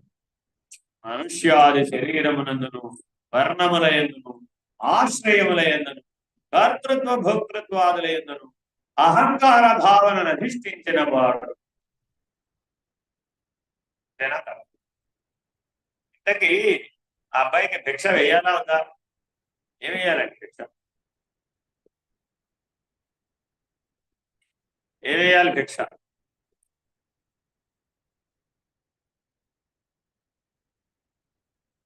ఏమడుగుతున్నాడు అతను? భవతి భిక్షాం దేహి, భవాన్ భిక్షాం దేహి అని అడుగుతున్నాడా లేదా? ఏమని అడుగుతున్నాడు? మిమ్మల్ని అడుగుతున్నా, జగజ్జనని అడుగుతున్నాడు. అమ్మా భిక్ష వేయమని. ఏమి ఇవ్వాలి మీరు? ఏమై ఇవ్వాలి మీరు? అక్కడ కూర్చున్నంతసేపు మీరు ఏ స్థితిలో ఉండాలట? ఈ నరాధముడు స్థితి ఉండకూడదట. వీడెవడు? నరాధముడు. ఇక్కడే ఉంటే వీడెవడు? నరాధముడు, మూఢుడు. ఈడేమిస్తాడు? మూఢత్వాన్ని ఇస్తాడు. దగ్గర ఏమిటి అదే ఇచ్చేది. కాబట్టి నువ్వు ఎప్పుడు ఏ స్థితిలో ఉండాలట? ఆ బ్రాహ్మీభూత స్థితిలో ఉండాలట. అందులో ఉంటేనే నీవు ఆ బ్రహ్మజ్ఞానం అనే భిక్షని పెట్టగలుగుతున్నావు. Very very important. కాబట్టి మిమ్మల్ని అందరినీ అతను యాచిస్తుంది ఏమిటయ్యా అంటే, డబ్బు, దస్కం, బంగారం, వెండి, మోంజీ, దర్భాసనం ఇత్యాదులు, దండం, కమండలం ఏం అడగడల్లా. ఆయన ఏమడుగుతున్నాడు? నీ దగ్గర ఏమైనా బ్రహ్మజ్ఞానం ఉంటే పెట్టమా. మన దగ్గర అంత ధైర్యం, ఇస్తానని చెప్పగలిగే ధైర్యం ఉంటే ఇప్పుడు ఇవ్వలేదు పోనీ, కనీసం భవిష్యత్తులో ఇస్తానైనా కానీ ఏమైనా చెప్పామా? అలాంటి ఆలోచన ఏమైనా కలిగిందా? ఐడియా రావాలి కదా అట. ఏనండి, మనకుండాలిగా అసలు ముందు. మనకుంటేనేగా ఇచ్చేది, లేకుండా ఏమి ఇస్తావు? లేని ఇవ్వలేవుగా. కాబట్టి ప్రతి ఒక్కరూ కూడా మూఢుడుగా జీవించకూడదు. అంతేనా కదా? భజ గోవిందం, భజ గోవిందం, గోవిందం భజ మూఢమతే. ఎవరికండి? మూఢమతులు. ఎవరా మూఢమతులు? మనుష్యాది శరీరమునందును వర్ణములయందును ఆశ్రయములయందును కర్తృత్వ భోక్తృత్వాదులైన. మా ఆశ్రమం ఎంత పెద్దదో తెలుసా? 200 ఎకరాలు. ఆశ్రమం అంటే తిమింగలం కూడా చెప్పిందట మా సముద్రం ఎంత పెద్ద. పెద్దది చిన్నది అనే వాళ్ళందరూ తిమింగలం తెలివితేటలు ఉన్న వాళ్ళే. వీళ్ళంతా జలచరాలకున్న తెలివితేటలే వాళ్ళకే ఉంటాయి. మా ఇల్లు ఎంత పెద్దదో తెలుసు. పెద్ద చిన్న చూస్తున్నామంటే అక్కడ ఏమైపోయావు? అయిపోయింది. ఉత్తర జన్మకి ఎక్కడ పడతావా అంటే వెళ్ళి జలచరంలో. అప్పుడు బాగా తెలుస్తుంది పెద్దది చిన్న. ఎందుకని? అక్కడ న్యాయం అదే. పెద్ద చేప చిన్న చేప, పెదమాయను చిన్నమాయ, అది స్వాహ ఇది స్వాహ, ఇదే సత్యం అదే సత్యం, ఇదే వేదం ఇదే వేదం. ఏంటో ఇందులో శ్రీకృష్ణుడు ఘటోత్కచుడికి చెప్తాడు అన్నమాట. ఏమని? ఘటోత్కచుడు అసురుడు కదా, అది వేరే ఇది వేరే అనుకుంటున్నాడు. అది ఇది వేరు కాదురా నాయన అని చెప్పు. కర్తృత్వ భోక్తృత్వాదుల యందును అహంకార భావనను అధిష్ఠించిన వాడెవడో వాడు. ఈ జన్మలో నేను ఎంతమంది సద్గురువులు దర్శించానో తెలుసా? ఎంతమంది సద్గురువులు. అలా వాళ్ళలో కూడా తగాదా. మన తగాదా బట్టి ఇప్పుడు ఎవరికి పెట్టాము? ఏకంగా వాళ్ళ కూడా పెట్టేశారు. ఎందుకని? ఆయన ఒకటి కాదండి బాబు. ఆయన ఆచారాలు వేరే, ఈయన ఆచారాలు. ఏమైనప్పుడు దేవతల మధ్య తగాదా, గురువుల మధ్య తగాదా, మూఢుల మధ్య కూడా తగాదా. అర్థమైందండి? అగాధమైన ఈ తగాదాలకు మూలం ఉండదు. కాబట్టి ఎప్పటికీ మూఢత్వం అనే అగాధంలో పడిపో. ఏది ఆసురము? ఏమండి? రాక్షసుడు లాగా ప్రవర్తిస్తున్నాడండి ఈయన అని కొంతమందిని అంటూ ఉంటాం. వాళ్ళందరూ ఎవరు? అసురులు. ఎందువల్ల అసురులు అన్నాం? చతుర్ముఖ బ్రహ్మను, విష్ణుని, ఈశానుని, దేవేంద్రుని ఉద్దేశించి భోగైశ్వర్యముల ఎందలి కోరికను సాధించుటకు ఉపవాసము చేతను, జపము చేతను, అగ్నిహోత్రాదుల చేతను అంతరాత్మను తప్పింపజేయచ్చు. అత్యుగ్ర రాగద్వేష హింసాదంభాదులతో ఆచరించు ఆపేక్షా సహిత తపస్సు ఆసు. ఇప్పటి వరకు మనం చేసిన తపస్సు అంతా ఏమి? గట్టి కూరలు కొమ్ములు లేవు కానీ అవి కరెక్ట్ గా పెట్టుంటే మనకు షూట్ అయిపోయేది అనమాట ఆ మేకప్. ఎందుకని? అపేక్షా సహిత. ఎప్పుడు ఏదో ఒక అపేక్షే. మా అమ్మ బాగుండాలి, మా అయ్య బాగుండాలి, మా పిల్లలు బాగుండాలి, నేను బాగుండాలి, మా ఆయన బాగుండాలి, మా పక్కింటోడు బాగోకూడదు, నేను బాగోకూడదు. బాగోకూడదని ఎప్పుడు తపస్సు చేసాం? లేదు. ఎప్పుడు బాగుండాలైనా తపస్సు చేసింది. ఏమిటి బాగుండడం అంటే? బాగా ఉండడం కాదు. బాగుండడం అంటే బాగా ఉండడం కాదమ్మా, మర్చిపోతున్నారండి. బాగా ఉంటే బాగుండడం అనే భ్రాంతిలో పడుతూ జీవిస్తున్నాం. అందుకే ధనమా దైవమా అంటే ధనమేనంట. తప్పు కదా. అది ఆసురీ పద్ధతి. అర్థమైందండి? బంగారు లంకని ఈశ్వరుడు కట్టాడు ఆయన ఉన్నామని. రావణాసుడు ఏమడిగాడు? ఏంటి గృహప్రవేశానికి యాజ్ఞికం చేసి రిబ్బన్ కటింగ్ కి మంత్రాలు చదివి ఏం చేశాడు? నేను ఇప్పుడు అడగను, తర్వాత అడుగు, టైం వచ్చినప్పుడు అడుగుతా. అన్న వాళ్ళందరూ ఎవరు? రాక్షసు. అర్థమేనండి? ఆసురీ తపస్సు అంటారు. దైవాసుర సంగ్రామంలో దశరథుడితో పాటు కైకేయి వెళ్ళింది. ధర్మమేనా? కాదు. యుద్ధరంగానికి ఆవిడ వెళ్ళడం ధర్మం కాదు. నేను వస్తాను, నాకు కూడా ధన్యత వచ్చు, నేను కూడా వస్తాను. వ్యక్తిది ఏమైంది? ఈ దశరథ మహారాజు రాస్తాం మూర్ఛపోయాడు. మూర్ఛపోతే ఏం చేసింది ఆవిడకి ఆ రథ సారథ్యం అంతా వచ్చు కాబట్టి ఆవిడ కాస్త ఆ రథాన్ని పక్కన తీసుకొచ్చి ఆయన కాపాడింది. ఈయనకి వెంటనే ఆవిడ మీద ఏం కలిగింది? వల్ల మాలిన అభిమానం కలిగింది. నా ప్రాణాన్ని కాపాడావు, నువ్వేమవుతుంది అనగానే ఏమైపోయింది?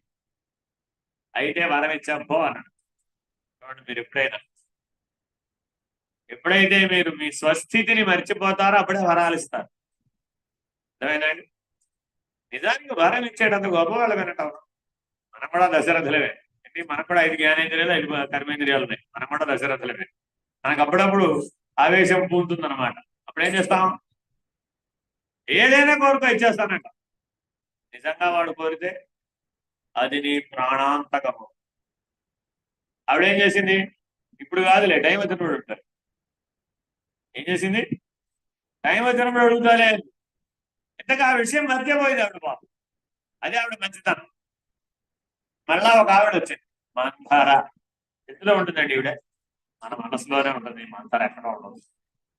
ఈ మంథర అపేక్ష రూపంలో ఉంటుంది. అదేం చేస్తుందంటే గుర్తు చేస్తుంది. గోల్ గొప్ప తింటామన్నాం కదా, పట్టించుకుంటాక నైట్ కాలేదు కదా, ఎవరు చూడలేదు, ఇక్కడ ఎవరు లేరు, ఈ ఊరు నీది కాదు, ఇక్కడ ఎవరు నేను గుర్తుపడి ఆ సందు చివర గోల్ గొప్ప బండి కనుకుంటుంది. ఇప్పుడు తినేసి ఒక పని అయిపోతుంది నీవు. ఎవరిది? అదేనండి, మీ మనసులో ఇలాంటివి ఎన్నో ఉంటాయండి. ఎవరైనా చూస్తుంటేనే కొన్ని పనులు చెయ్యం. ఎవరు చూడటం లేదంటే పనులు చేస్తాం. ఎవరు చూడకపోవడం. సర్వేశ్వరుడు లేని చోటేది? సర్వేశ్వరుడు చూడని క్షణమేది? సర్వేశ్వరుడు యొక్క అనుమతి లేకుండా జరిగేటటువంటి వ్యవస్థ ఏది? లేదు కదా. మరి ప్రైవేట్ లైఫ్ చాలా అక్కర్లేదా? చూడండి, మానవులందరూ ప్రొటెక్ట్ చేసుకుంటూ ఉంటారండి. నా ప్రైవసీ నాకు ఉండాలి. ఇవాళ అందరి దగ్గర ఈ గొడవ పెరిగిపోయింది. నా రూమ్ వేరే, నా ప్రైవసీ వేరే, నా ఫోన్ వేరే, ఫోన్ పాస్వర్డ్ వేరే. మళ్ళా రోజు రోజుకి గంట గంటకి మార్చేస్తూ ఉంటాడు. ఎవరైనా తెలుసుకుని ఓపెన్ చేసేస్తారేమో. జనా కాదా? ఎందుకని? రహస్యం. ఎందువల్ల? ఆసురి. రహస్యంగా ఉంచితేనే వాడి ప్రాణం కాపాడబడు, లేకపోతే కాపాడబడు. దశకంఠుని యొక్క ప్రాణం పోవాలి అంటే అంత సులభం కాదు. వాడి ఉదరంలో అమృత భాండం ఉన్నాడు. ఏమిటండి అమృత భాండం? నిజంగా ఎవరి పొట్లైనా అమృత కలశం. ఏమంటే డాక్టర్ గారు, ఈ ప్రపంచంలో ఎవడైనా సరే పొట్టలో కొండ లాంటి అమృతం పెట్టుకుని, ఒక కొండలో అమృతం పోసి అందులో పెట్టుకుని పొట్టలో పెట్టుకోవడానికి వీలవుతుందే? Not possible. అటువంటి అవకాశం పరమాత్మ ఎవడికి ఇవ్వలేదు. మరి ఆయన ఎలా పెట్టుకోగలిగాడు? తెలుసా మీకు అమృత కలశం అంటే? తెలియదు కదా. ఉడ్యాణ బంధ సిద్ధి కలిగినటువంటి వాడికి అమృత కలశం ప్రాప్తిస్తుంది. దీన్ని ఉడ్యాణ బంధ సిద్ధి అంటారు. అంటే ఈ నాభిస్థానం దగ్గర పడతారు అన్నమాట. ప్రాణం ఇక్కడ పడతాడు. వాడికే తెలుస్తుందంటే నీకు తెలియదు. మిగిలిన వాళ్ళకి ఎవరికి తెలియదు. ఆ సిద్ధిని పొందాడు రావణాసుడు. అందుకని ఎన్ని తలాలు తెగొట్టినా వాడు ప్రాణం పోదు. ఎందుకని ప్రాణాలు ఇక్కడ పట్టి ఉంచాడు. అంటే స్వాధిష్టాన చక్రానికి అనాహత చక్రానికి మధ్యలో పట్టి ఉంచేశాడు అన్నమాట పంచ ప్రాణాలు. 5 అని అర్థం. మరి ఇప్పుడు నాభిస్థానం వద్ద బాణం వేయవచ్చా? వేయుడు. మరి రావణాసుర వద్ద ఏదట్లాగా? అందుకని ఆదిత్య హృదయం బోధించాడు అగస్త్య మహాముని. కాగల కార్యం గంధర్వులు చూస్తారు, ఆయన దేవతలు చూసుకుంటారు. ఇవన్నీ చేయి. మామూలుగా అర్ధమండలాకార ధనువుతో యుద్ధం చేస్తారు. అర్థం ఏంటి? ఈ ధనువుని ఇలా పట్టుకున్నారు అనుకోండి, ఈ చెవి ఆకర్ణాంతం ఇలా లాగి వదిలిపెడతారు. ఇది అర్ధమండలాకారం. అర్ధమండలాకార ధనువుతో రావణాసురుడు వధించబడడు. పూర్ణమండలాకార ధనువుతోనే వధించబడు. ఆ పూర్ణమండలాకార ధనువు పట్టుకోవాలి అంటే సూర్యుడి చుట్టూతా ఒక గుడి కట్టాలి, ప్రకాశం. దాని పూర్ణమండలం అంట. సోలార్ ప్లెక్స్ ఏదో చంద్రుడి చుట్టూతా గుడి కడుతూ ఉంటుంది, సూర్యుడి చుట్టూతా గుడి కడుతూ ఉంటుంది. ఆ రకంగా వర్తులాకార ధనుస్సు అంటారు అన్నమాట. దాన్ని ప్రత్యేకంగా ఉంటుంది. అది ఈ ధనుస్సే ఇలా వంగిపోతుంది శాంతం. ఈ వంగి ఏమైపోతుందంటే ఈ చివర కలిసిపోయే స్థితి వర్తులాకార ధనుస్సు వస్తుంది. మండలాకార ధనుస్సు అంటారు. అటువంటి సంక్రమణం, ధనుస్ సంక్రమణంలో కొట్టేసేయడం. అలాగా అనేక రకాలైన రహస్యాలు భారతదేశంలో ఉపాసనా విధానాల్లో ఎన్నో ఉన్నాయి. కానీ అపేక్షతో చేస్తే ఏమిటవి? ఆసుది. అర్థమైందా? ఇంతకీ మీ పుట్టబోయే మనవాడు అందంగా ఉండాలా? హలో, నిన్నే అడిగేది. పుట్టబోయే మనవాడు అందంగా ఉండాలా అక్కర్లేదా? అంటే మన ఆలోచనలు ఎలా ఉంటాయి? ఇప్పుడు ఎప్పుడు ఇలా ఉంటాయి. లేదంటే ఈవిడికి పెళ్ళే కాలేదు, ఈవిడే పిల్లల్ని కాలేదు, ఈవిడికి పుట్టబోయే మనవాడు అంటే ఇంకెప్పుడు దాకా వెళ్ళాలి? ఆయ్.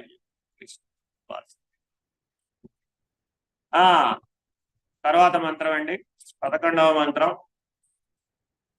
తప ఇతి చ బ్రహ్మ సత్యం జగన్మిథ్యేత్యపరోక్ష జ్ఞానాగ్నినా బ్రహ్మాదైశ్వర్యాశ సిద్ధ సంకల్ప బీజ సంతాప రూపం తపః పరమపదమితి చ ప్రాణేంద్రియాణ్యంతఃకరణాదే పరతరం సచ్చిదానందమయం సర్వసాక్షికం నిత్యం ముక్త బ్రహ్మస్థానం పరమం పదం గ్రాహ్యమితి చ దేశ కాల వస్తు పరిచ్ఛేదరాహిత్య చిన్మాత్ర స్వరూపం గ్రాహ్యం అగ్రాహ్యమితి చ స్వస్వరూపమితి బుద్ధీంద్రియగోచర జగత్సత్యత్వ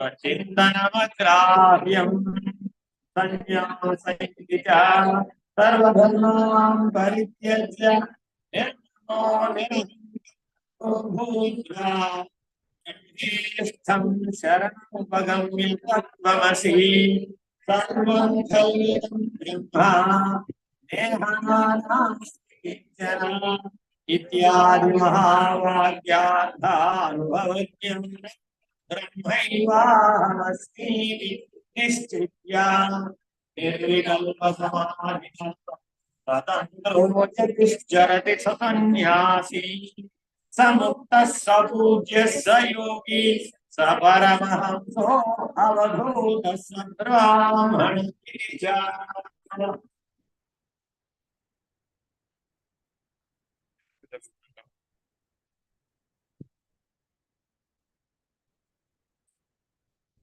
సరే సరే.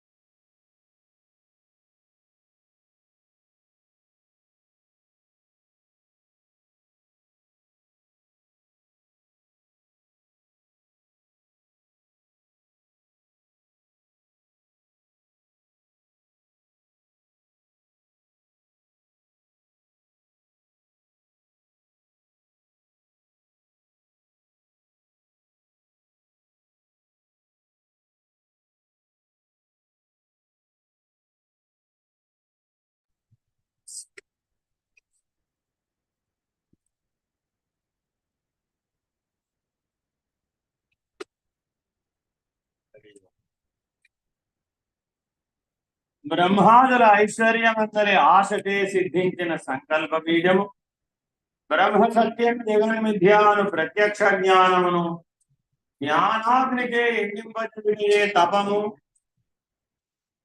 ఏం చదువుతున్నామండి? ఏది తపస్సు? జ్ఞానాగ్నికే ఎండింపజేయుటయే తపము. ప్రతి యోగి గుండ్రంగా ఉండాలంటారా? ఎలా ఉండాలండి? యోగి చిన్నపిల్లలేమో గుండ్రంగా ఉండాలట, యోగి దత్తపలతగా ఉండాలట. మనందరం ఇప్పుడు ఎలా ఉన్నాం? ఎవరికి వాళ్ళు అర్థంగా చూసుకోండి. గుండ్రంగా ఉన్నారా లేదా? అయితే మీరు అర్థం. జ్ఞానాగ్నితే ఎండింపజేసేవాడు ఎవడు? వాడే తపస్సు. ఇటువంటి ఎలా ఉంటాడో తెలుసా? ఎవరికి తెలియదండి. మండుతున్న అగ్ని శిఖ వలె ఉంటాడు. సూర్యుడి దగ్గరికి మీరు మళ్ళీ పంపిస్తే వెళ్తారా? ఎవరైనా వెళ్ళరా? ఏ మాటి మసైపోతామని బాగుంది. అలా ఉంటాడు జ్ఞాన భాస్కరుడు. గురువు ఎప్పుడు ఎలా ఉంటాడయా అంటే జ్ఞాన భాస్కరుడు. తనను తాను దహింపజేసుకుంటూ ఉంటాడు. తనను ఆశ్రయించిన వాళ్ళను కూడా పూర్ణంగా దహిస్తాడు. అటువంటి వాడే గురువు. అంతేగాని బాగా 16 రకాల భోజనం పెట్టి హాయిగా నిద్ర పోగొట్టి దూరపాట పాడి ప్రశాంతంగా పడుకోబెట్టేవాడు కాదు. అర్థమైందండి?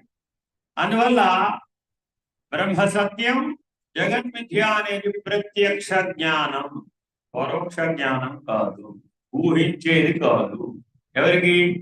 ఈ తపస్సు చేసిన వాడి. అందుకని ఈ మంత్రంలో సంకల్ప బీజాన్ని ఎండింపజేసే తపస్సు చేయాలి.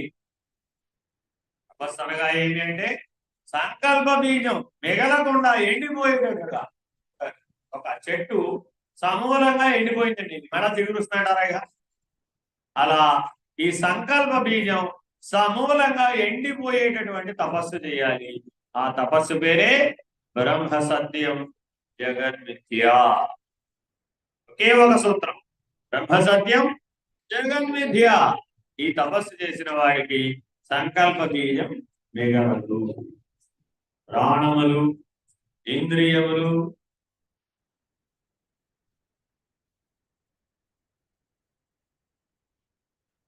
అంతఃకరణము, దాని గుణములు ఉన్నవు వాని కంటే పరతరమును సచ్చిదానందమయమును నిత్యమును ముక్తమును అగు బ్రహ్మస్థానమే పరమ.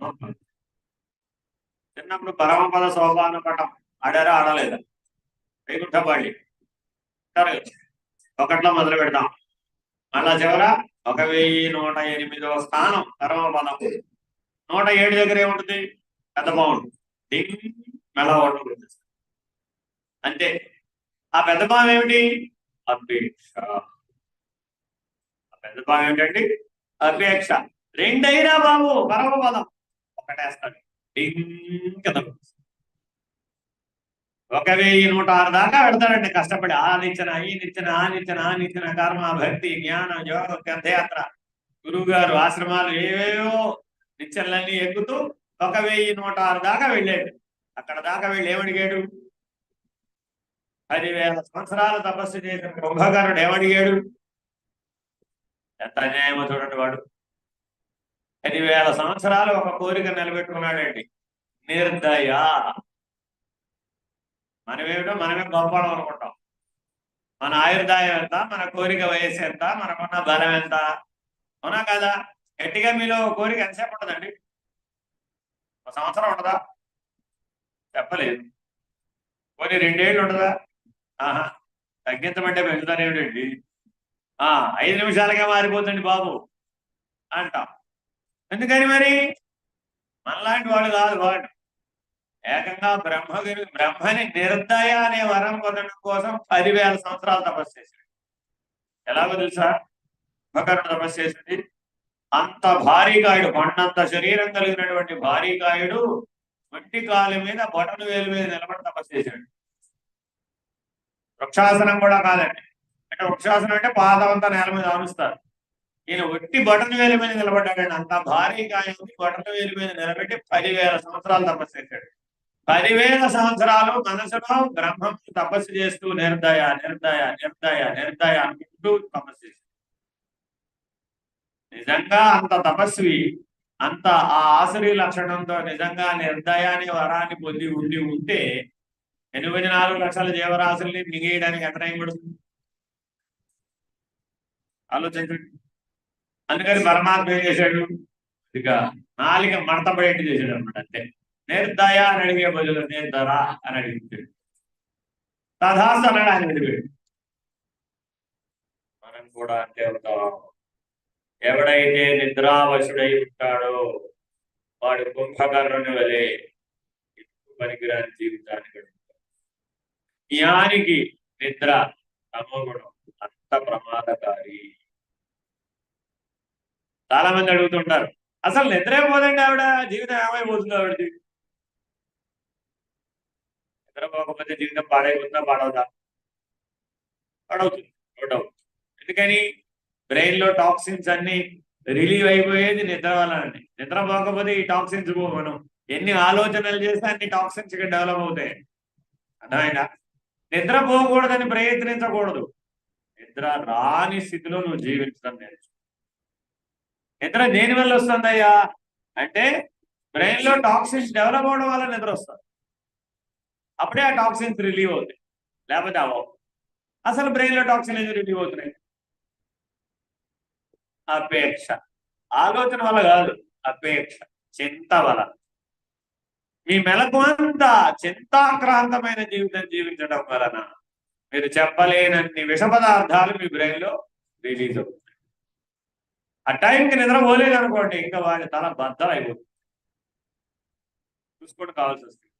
ఒక్కరోజు మీరు నిద్ర మానేసి కూర్చున్నారు అనుకోండి, మర్నాడంతా ఏమైపోయిందో తెలియదు, భూమి గుండ్రంగా తిరిగిపోతుందని సరిగ్గా తెలుస్తాం. అంతేనా కాదా? ఎందుకని లేసే కాళ్ళు తిరిగిపోతుంటావు. ఎందుకని భూమి గుండ్రంగా ఉంది. ఏమైందిరా? రాత్రి నిద్రపోలేదు. ఇప్పుడు ఏం చేయాలి? వెళ్ళి నిద్ర. అంతే, దానికి మందు లేదు. Very very important. మరి రోజంతా మరి అలా జీవించవచ్చా? రోజువారీ జీవితాన్ని పరిష్కరించాలా? గురువు గారు చెప్పారు, నిద్ర మానేసి కూర్చోమన్నారు. అది 2 కళ్ళు రెప్పల పైగా అంటించేసి కూర్చున్నాడు. ఏమైనా ప్రయోజనం ఉందా? అంటే బలవంతంగా చేస్తే ఏం ప్రయోజనం? అందుకే ముందే ఏం చెప్పారు ఆయన, బ్రహ్మ సత్యం జగన్మిథ్య అనే తపస్సు చెయ్యి. ఆ తపస్సు చేస్తే ఏంటవుతుంది? ఆ దేశ కాల వస్తు పరిచ్ఛేదము లేని జన్మాత్ర స్వరూపం గ్రాహ్యం, గ్రహించబడుతుంది. గుర్తుపెట్టుకోండి, జన్మాంతర స్వరూపం గ్రహించవలసిందే గాని ఇక కాళ్ళు చేతులతో కనబడబడే కనబడుతుంటారు. నల్లగా ఉంటుంది, తెల్లగా ఉంటుంది, జన్మాంతరం పొడుగ్గా ఉంటుందా, పొట్టిగా ఉంటుంది, ఏమంటే పెద్దగా ఉంటుందా, చిన్నగా ఉంటుందా, ఈ లక్షణాలు ఏవి, అది గ్రాహ్యం. అర్థమేనండి? ఇంతకీ మీకు ఉప్పు కావాలా, కర్పూరం కావాలా? ఉప్పు కావాలా, కర్పూరం కావాలా? ఇందాక ఏదో భజన చెప్పుకున్నారు కదండి, ఏంటది? ఉప్పు కర్పూరం కరేగోలు. ఉప్పు కావాలా, కర్పూరం కావాలా? మీరు ఉప్పు కావాలా, కర్పూరం కావాలా? అరే, ఏది కావాలన్నా అపేక్షే కదా, అది ఆసురి తపస్సు కదా. కావాలనటంలోనే కదా ఉంది తగాదా అంతా కూడా. అందుకని ఉప్పు కావాలా, కర్పూరం కావాలా అంటే నీకేం స్మరించాలి? ఏమి పొద్దు, ఘోర పొద్దు, సంకల్పమే బంధము, సంకల్పమే ముక్తి అన్న సమాధానాన్ని కనుక వస్తే అప్పుడు ఏమైంది? దేశ కాల వస్తు పరిచ్ఛేదము లేని జన్మాంతర స్వరూపము గ్రాహ్యం, బుద్ధి గ్రాహ్యమనేంద్రియం. ఆ అతీతం గ్రహించవలసిందే గాని ఉప్పు బొమ్మలాగా కనబడాలి, కర్పూరం బొమ్మలా కనబడాలంటే కర్మ. పరమపదం అంటే బ్రహ్మం, బ్రహ్మమే పరమపదం. మాయామయములకు బుద్ధి ఇంద్రియములకు గోచరమైనది యొక్క జగత్తు సత్యమను చింతనము గ్రహింపదగినది కాదు. అది స్వస్వరూప వ్యతిరిక్తమైనది. ప్రపంచం ఉందా లేదా? ప్రపంచం ఉందా లేదా? నువ్వు ఉన్నావా లేవా?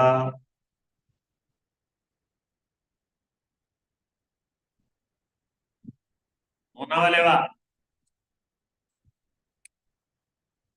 లేనన్న ప్రతివాడు ఫెయిల్ అయిపోయినట్టే. ఎందుకని?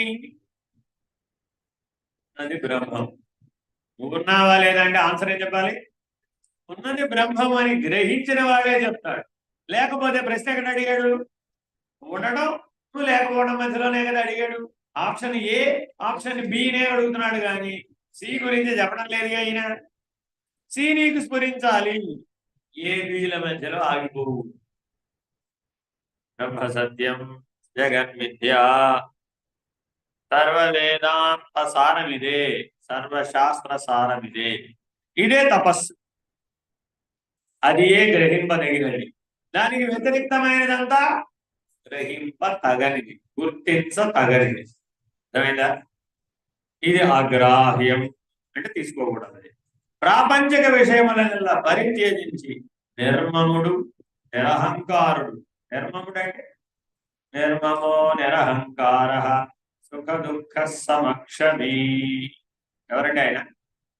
ఏకాకి నిస్పృహ శాంత చింతా శోక వివర్జిత నిర్మమో నిరహంకార సమదుఃఖ సుఖక్షమీ సమలోష్టాస్మకాంచన ఇత్యాది పదాలన్నీ, ఇత్యాది సూత్రాలన్నీ భగవద్గీతలో వాడాడు.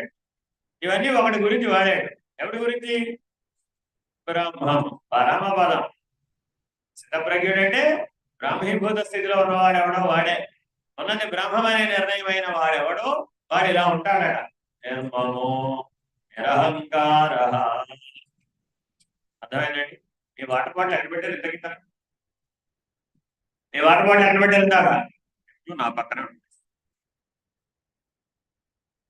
ఏనా కాదా? ఏమైనప్పుడు నిర్మమోనేనా? ఆ వాటర్ బాటిల్ ఈ వాటర్ బాటిల్ పడవ మొదలు. నిరహంకార. నేను ఎక్కడికి వెళ్ళినా నా ఫోన్ మాత్రం నాతో ఉండాలి. ఉండాలవుతా? నేను ఎక్కడున్నా ఎక్కడ తెలుస్తుంది? ఫోన్ లేకపోతే ఎవరికి తెలియాలి? ఫోన్ కా నీకా? మీ ఇద్దరికి కాదు, ఎవడో మూడోవాడికి. ఏం ప్రయోజనం? అప్పుడు అనేకమా ఏకమా? అలా ఎవరైనా ఒకవేళ జీవించాడు ఆయన ఏమంటారంటే పిచ్చివాడు. అందుకే వేమన యోగీంద్రుడిని అందరూ పిచ్చివాడు అన్న. ఎందుకని? బాబు పోలేదు. అందుకని 2025 నుంచి నేను కూడా ఫోన్ త్యజించాలని నిర్ణయించాను. ఎందుకని? ముందే చెప్తున్నానండి. ఎందుకని? అందరూ ఈ ఫోన్లో నన్ను పడుకోవడానికి ప్రయత్నిస్తున్నారు, వాస్తవికంగా పడుకోవడానికి ప్రయత్నిస్తున్నారు. అంటే పరోక్షంగా మాట్లాడి నాతో సంతృప్తి పడిపో, అక్కడికే చాలదు. అది మీ ఎదుగుదలకు అడ్డుగా ఉంది. అందుకని అది త్యజించేసాను అనుకోండి, అప్పుడు మీరు నన్ను ఎలా పడుకుంటారో తెలుసు. మీ ఎదుగుదల ఎప్పుడో ఆగిపోకూడదు అనేది నా ఉద్దేశం. కాబట్టి ఏం చేయాలండి? ప్రాపంచిక విషయములనెల్లా పరిత్యజించి నిర్మముడు నిరహంకారుడునై తనకిష్టమగు బ్రహ్మమును శరణుదొచ్చి తత్వమసి అహం బ్రహ్మాస్మి సర్వం కల్విదం బ్రహ్మ నేహనానాస్తి కించన మొదలైన మహావాక్యముల యొక్క అర్థమును అనుభవమునకు తెచ్చుకుంటూ వలన నేను బ్రహ్మమునే అయి ఉన్నాను అని నిశ్చయముగా ఎరిగి నిర్వికల్ప సమాధితో కూడి స్వతంత్రుడై యతి సంచరించు. యతి వెరీ వెరీ ఇంపార్టెంట్. మన వాళ్ళందరూ కూడా ఎట్లా జీవించాలండి? ఏమిటి గతి? యతి. ఈ గతి ఏమై ఉండాలి? యతి అనే స్థితికి చేరాలి ఎప్పుడూ కూడా. అర్థమైందండి? అంతేగాని ఏముండకూడదు మంది. ఏ గతయ్యా బాబు అంటే సుగత దుర్గత అంటే సుగతి కాదు, దుర్గతి కాదు, కదలిక లేనటువంటి బ్రహ్మ, అచల బ్రహ్మ. అదే యతి. అర్థమైందండి? అతడు ఎవరు? ఎలా ఉంటాడు? నిర్వికల్ప సమాధితో కూడి స్వతంత్రుడై యతి సంచరించు అతడే సన్యాసి, అతడే అతడే జీవుడు, అతడే యోగి, అతడే పరమహంస, అతడే అవధూత, అతడే బ్రాహ్మణుడు. జాగ్రత్తగా ఈ లక్షణాలన్నింటినీ మీరు గురువులో దర్శించగలగాల. అప్పుడే మీరు ఆ లక్షణాలతో జీవిస్తారు, లేకపోతే జీవించారు. ఆఖరి మంత్రం అండి. నిరాలంబోపనిషదం యోధీతే గుర్వనుగ్రహత సో అగ్నిపూతో భవతి సవాయుపూతో భవతి నస పునరావర్తతే నస పునరావర్తతే పునర్నాభిజాయతే పునర్నాభిజాయత. ఈ ఉపనిషత్తు సద్గురువు యొక్క అనుగ్రహం వలన ఎవడు నిరాలంబోపనిషత్తును అధ్యయనం చేయనో అతడు అగ్నిపూతుడవుతున్నాడు, వాయుపూతుడవుతున్నాడు. అతనికి పునరావృత్తి కలుగదు, అతనికి పునరావృత్తి కలుగదు. అతడు మరల జన్మించడు, అతడు మరల జన్మించడు. నిరాలంబోపనిషత్ సమాప్త. హరి ఓం. శ్రీ గురుభ్యో నమః. హరి ఓం. నమః.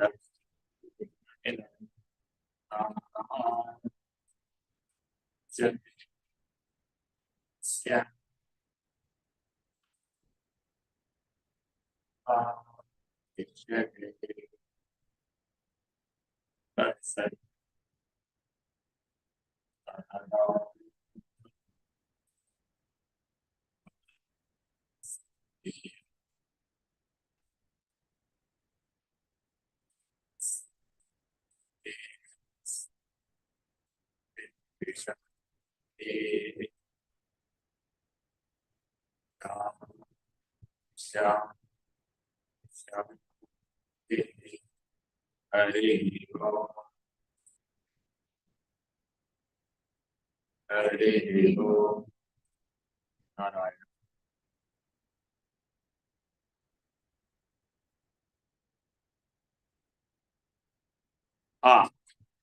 ఇప్పుడు మీ అందరికి టైం 15 నిమిషాలు. ఎవరైనా ఏదైనా అడగాలంటే అడగ.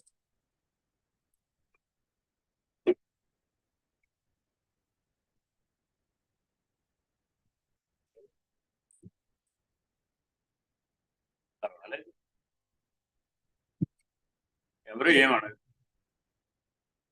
మిమ్మల్ని చూస్తే తెలుసుకోవడం. కొబ్బరికాయని పగలగొట్టకుండా యథాతథంగా మింగేసి జీర్ణం చేసుకోమన్నారు. ఏం చేస్తారు? ఏం చేస్తారు అంటారా లేదా? అలా ఉన్నారు మీరంతా. ఇప్పుడు నిరాలంబోపనిషత్తు కొబ్బరికాయ అన్నమాట, అలా మింగేసి ఇప్పుడు దాన్ని జీర్ణం చేసుకోవాలి. 3 పరిచ్ఛేదాలు అంటే ఈ సృష్టికి అప్లై అయ్యేటటువంటి పరిచ్ఛేదములు ఎన్ని అంటే 3. అంటే ఒక దేశంలో ఉన్న సృష్టి మరొక దేశంలో ఉండదు, ఒక కాలంలో ఉన్న సృష్టి మరొక కాలంలో ఉండదు, కొన్ని వస్తువులతో కూడిన సృష్టి మరికొన్ని చోట్ల ఉండదు. ఎలాగా? ఉదాహరణ, ఒకప్పుడు గుర్రాలకు రెక్కలు ఉండేవి. అందుకని ఆకాశంలోకి వెళ్ళి రథం ఆకాశంలోకి వెళ్ళి మీరు రామాయణం సుందరకాండ చదివితే అక్షకుమారుడు హనుమంతుడితో యుద్ధం చేసేటప్పుడు రథంతో సహా ఆకాశంలోకి వెళ్తాడు. ఎలా వెళ్ళాడండి? గుర్రాలకు రెక్కలు ఉండేవేగా, ఆ కాలంలో ఉన్నది, ఆయన వెళ్ళగలిగాడు. మరి ఈ కాలంలో లేవు, ఈ కాలంలో లేవు, ఆ కాలంలోనే సాధ్యం. ఒక కాలంలో కొండలకి రెక్కలు ఉండేవి, అవి మూవ్ అవుతుండేవి. ఒక పెద్ద కొండ వచ్చి ఇప్పుడు ఇక్కడ పడింది అనుకోండి, మనమంతా ఏమైపోతాం? దానితో స్వస్తి, అంతేనా కదా? అలా జరుగుతూ ఉండేది. మరి సృష్టికి అందరికి అధినేత ఎవరంటే దేవేంద్రుడు కదా. మరి వెళ్ళి ఆయన చెప్పారు, ఏమిటయ్యా బాబు, ఏమిటి సృష్టి ఏ విధానం, వాటికి ఎవడన్నా రెక్కలిస్తాడా? అవి ఎగిరి వచ్చి జనావాసాల మీద పడుతూ ఉంటే జనాలందరూ పోతూ ఉంటే ఈ కొండలకి రెక్కలు పడిపోయాయి. ఈ సృష్టి అవకతవకలుగా ఉన్నాయా? సరే, అయితే నా వజ్రాయుధంగా వాటి రెక్కలు తెగొడతా పోవాలి, పరమిచ్చాడు. సరే అలా వాటన్నింటినీ కొట్టేసి చేస్తే అప్పటి నుంచే కొండలు కదలటం మానేసి. ఈ కథ ఎవరికైనా చెప్పారు ఏం చెప్తారు? ఏం చెప్తారండి కాపాడు పులుస్తుంది నాకు వాళ్ళకి రకాలు ఉంటాడు. చెప్పండి విషయం అసలు జరిగేది చెప్పండి బాబు కాస్త. అంటే ఎవరికి వాళ్ళు వాళ్ళ జీవనం మధ్యలో వారు పుట్టిన దగ్గర నుంచి వారికి తెలివి వచ్చిన దగ్గర నుంచి వారు అవగాహన చేసుకున్నప్పటి నుంచి వారి తెలివి ఎంత పరిమితికి మేరకు ఉంటుందో అంత మేరకే ఆలోచించి చెప్పు. అవునా కదా? నా దేశంలో నా కాలంలో నా పరిజ్ఞానం చెప్తున్నాను అంటున్నావా లేదా? ఒకప్పుడు మనుషులు 10 లక్షల సంవత్సరాలు ఆయుర్దాయం కలిగి ఎన్ని లక్షలు అంటే 10 లక్షల సంవత్సరాలు బ్రతికేవాడు. మనం ఒకవేళ పరమాత్మ ప్రత్యక్షమై నీ తపస్సు నీ కూడా అప్పటి వాళ్ళలాగా 10 లక్షల ఆయుర్దాయం ఇచ్చాను పో అన్నాడు అనుకోండి, శాపమా వరమా? రామా. ఎందుకని? దేశ కాల వస్తు పరిచ్ఛేదం. అంతేనా కాదు? ఇప్పుడు మీకు కావాల్సి వస్తుంది. ఒకవేళ నిజంగానే మీరు ఏదో కుబేరుడికి యజ్ఞమో హోమమో చేశారండి, మీకున్నటువంటి తపో ఫలితంగా కుబేరుడు ప్రత్యక్షం అయ్యాడు. మీకోసం అక్కడ ఒక బంగారు నగరం కట్టాను, నీకు ఆ నగరం ఇచ్చేస్తున్నావు పో అని కుబేరుడు చెప్పాడు అనుకోండి, ఏం చేస్తారు? ఏం చేస్తారు మీరు? బంగారు నగరానికి వెళ్ళాలి కదా. మరి బంగారు నగరానికి వెళితే మీరు ప్రశాంతంగా ఉంటారా? ఏ అయ్యో, ఇప్పుడు అది శాపమా వరమా? మరి వాడ ఏ మంత్రం పెడితే ఆ మంత్రం, ఏ తపస్సు పెడితే ఆ తపస్సు, ఏ హోమం పెడితే ఆ హోమం, వెనక ఆలోచనలే లేవు. ఏం చేస్తున్నామో కూడా తెలియదు. ఆడెవడో ఫేస్బుక్ లోనో వాట్సాప్ లోనో చెప్పడం, ఏకంగా ఎవరు ఉపాసించకూడని మంత్రాలు కూడా సోషల్ మీడియాలో అన్ని వచ్చేస్తాయి, సరే వాట్సాప్ లో వచ్చేస్తాయి. చేయవచ్చా అని? సరే చేశారే అనుకోండి, మీ మీద వాడు దయ తెలిసాడు అనుకోండి, అప్పుడు మీ జీవితం ఏమైపోతుంది? మీ చేసేది మీ తెలివి మీరేం చేయలేరు అప్పుడు. అవి అప్రతిహతములండి. అందుకే గుర్తుపెట్టుకోండి, మనం ఎప్పుడైనా సరే సమిష్టి సూక్ష్మంలో మనం కనెక్ట్ అవుతున్నామంటే వాళ్ళు శాపం ఇచ్చినా చెప్పడం కుదరదు, వాళ్ళు వరం ఇచ్చినా చెప్పడం కుదరదు, వెనక్కి తీసుకోవడం కుదరదు. కావాలంటే పురాణాలు చదువుకోండి, అందులో శాపం ఇచ్చినా సరే వెనక్కి తిప్పలేరండి అందరూ, అది అనుభవించవలసిందే. వరం ఇచ్చినా కూడా అంతే. అందుకని ఎట్లా పడితే అట్లా చేద్దాం, ఎట్లా పడితే అట్లా చూద్దాం, ఎట్లా పడితే ఏదో ఒకటి ప్రయోగిద్దాం అనే విధానం సరే. ఈ సృష్టిలో ఎప్పుడు కూడా ఆ 3 విభజనలు ఉంటాయి. బ్రహ్మమునందు ఆ 3 లేవు. దేశ కాల వస్తు పరిచ్ఛేదం లేదు. అందుకని కృతయుగంలో బ్రహ్మము వేరే, ద్వాపర యుగంలో బ్రహ్మము వేరే, త్రేతాయుగంలో బ్రహ్మము వేరే, కలియుగంలో బ్రహ్మము వేరే. కుదురుతుందా? శ్రీలంకలో బ్రహ్మం వేరే, పాకిస్తాన్ లో బ్రహ్మం వేరే, ఇండియాలో బ్రహ్మం వేరే. కుదురుతుందా? మీ ఇంట్లో దేవుడు వేరే, మా ఇంట్లో దేవుడు వేరే. అలా కుదురుతుందా? మీ ఇంట్లో గుమ్మడికాయ దేవుడు, మా ఇంట్లో కొబ్బరికాయ దేవుడు. వస్తు పరిచయం. అవునా కాదు? మా అందరూ ఇంటి ముందు కడతారా లేదా? ఒకరేమో కొబ్బరి బోండం కడతారు, ఒకరేమో బూడిద గుమ్మడికాయ కడతారు. దానికి ఏమైనా అయిందంటే ఈయనకి హార్ట్ అటాక్. అర్థం లేదు. దానికి ఏమైనా అయితే నీకు హార్ట్ అటాక్ రావడం ఏదో అయిపోయింది అంతే. కాబట్టి ఇవన్నీ ఏమిటి? మాయా పద్ధతి, ఎరుక పద్ధతి. అందుకని మనసు, మాయ, ఎరుక ఈ 3 లేనివని, భ్రాంతులని ఎవరికైతే నిర్ణయమైందో వాడే యతి, వాడే సన్యాసి, వాడే బ్రాహ్మణుడు, వాడే జ్ఞాని, వాడే బ్రహ్మజ్ఞాన సంపద. ఈ 3 ఉన్నాయన్నంత కాలం వాటి చేత నువ్వు పరిమితించబడదు. ఆ 3 ఈ 3 ఇమిడి ఉన్నాయి. ఏమిటది? మనసు, మాయ, ఎరుకలు, దేశము, కాలము, వస్తువు అనేవి ఇమిడి ఉన్నాయి. అందుచేతనే అవి ఉన్నట్టుగా కనబడుతూ ఉంటాయి, లేవు కానీ ఉన్నట్టుగా కనబడుతూ ఉంటాయి, ఎప్పటికప్పుడు నిన్ను భ్రమింపజేస్తూ ఉంటాయి. అర్థమైందండి? ఎప్పుడైనా మృత్యుముఖమునందున్న వాడి వద్దకు అద్దం పట్టుకెళ్ళి చూసి, చూడు నువ్వు ఎంత అందంగా ఉన్నావో అని అడిగావు అనుకోండి, ఏం చేస్తావు? ఆఖరి శ్వాసలో ఉన్నాడండి, ఇటో అటో అనే దశలో ఉన్నాడు, తెలిసింది మనకి. అద్దం పెట్టుకెళ్ళి చూడు నువ్వు ఎంత బాగున్నావో అని చూపెట్టావు అనుకోండి, ఏం చేస్తాడు అప్పుడు? ఏమైనా ప్రయోజనశీలమంటారా? సేమ్ ప్రాబ్లం మనకు కూడా. మనం ఏ శ్వాసలో అయినా సరే ఏ ముఖంలో ఉన్నాం? సృష్టి ముఖంలో ఉన్నాం. కానీ ప్రతినిత్యం దేని గురించి ఆలోచిస్తున్నాం? దేశకాల వస్తు పరిచ్ఛిన్నమైనటువంటి మనసు మాయ ఎరుక భ్రాంతి చెందు, సాధించబడే అవకాశం లేదు, భ్రాంతి చెందు. ఇంతకీ మెడలో తులసి మాల వేసుకుంటే బెటరా, రుద్రాక్ష మాల వేసుకుంటే బెటరా, స్ఫటిక మాల వేసుకుంటే బెటరా, పగడాల మాల వేసుకుంటే బెటరా, వజ్రాల మాల వేసుకుంటే బెటరా? అవేవి ఆమె ఆ వస్తు పరిచ్ఛేదం లేదు దాంట్లో. కానీ మీకు దాని మీద టీవీలో మార్కెటింగ్ ఎంత జరిగిపోతుందండి? లక్షల కోట్లు. ఒక ఏకముఖి రుద్రాక్ష గుండ్రంగా ఉండేటటువంటిది నేపాల్ రుద్రాక్ష 2,50,000. అది వేసుకుంటే చాలండి, నువ్వు అయిపోతావండి. ఏమిటైపోతావు? అయిపోవడం కాదు. కరెక్టే కదా వాడు చెప్పింది, అంతే కదా. భ్రాంతిలో మునిగామనుకున్నప్పుడు అయిపోవడమేగా. అవేమి మీకేస్ గుర్తుపెట్టుకోండి. గరిటె వంట చేస్తుందా? గరిటె వంట చేయదు కదా, ఇవే వంట చేయాలి.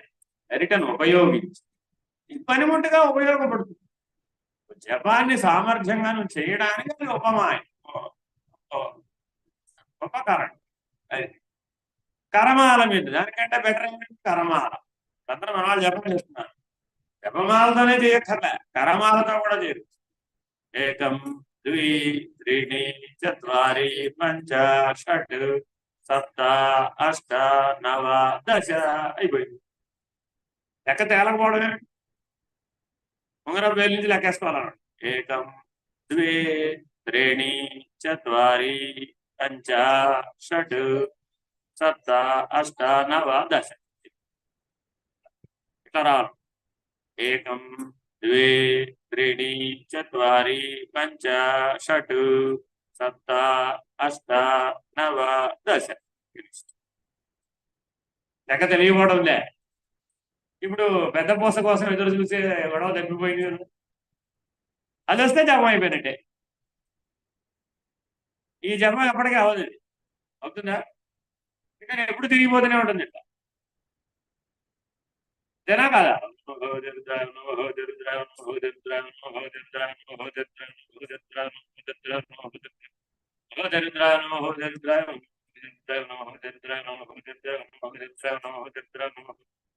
తిరిగిపోతూనే ఉంటుంది అక్షమాల, అవునా కాదా? దీని అంటారు అక్షమాల. అందుకే దేవతలందరి చేతిలో ఉంటుంది చూడండి అక్షమాల. అలా ఇలా చెప్పడానికి పిక్టోరియల్ గా కుదరదు కాబట్టి దాంట్లో 10 పూసల మాల వేస్తారన్నమాట చేతి.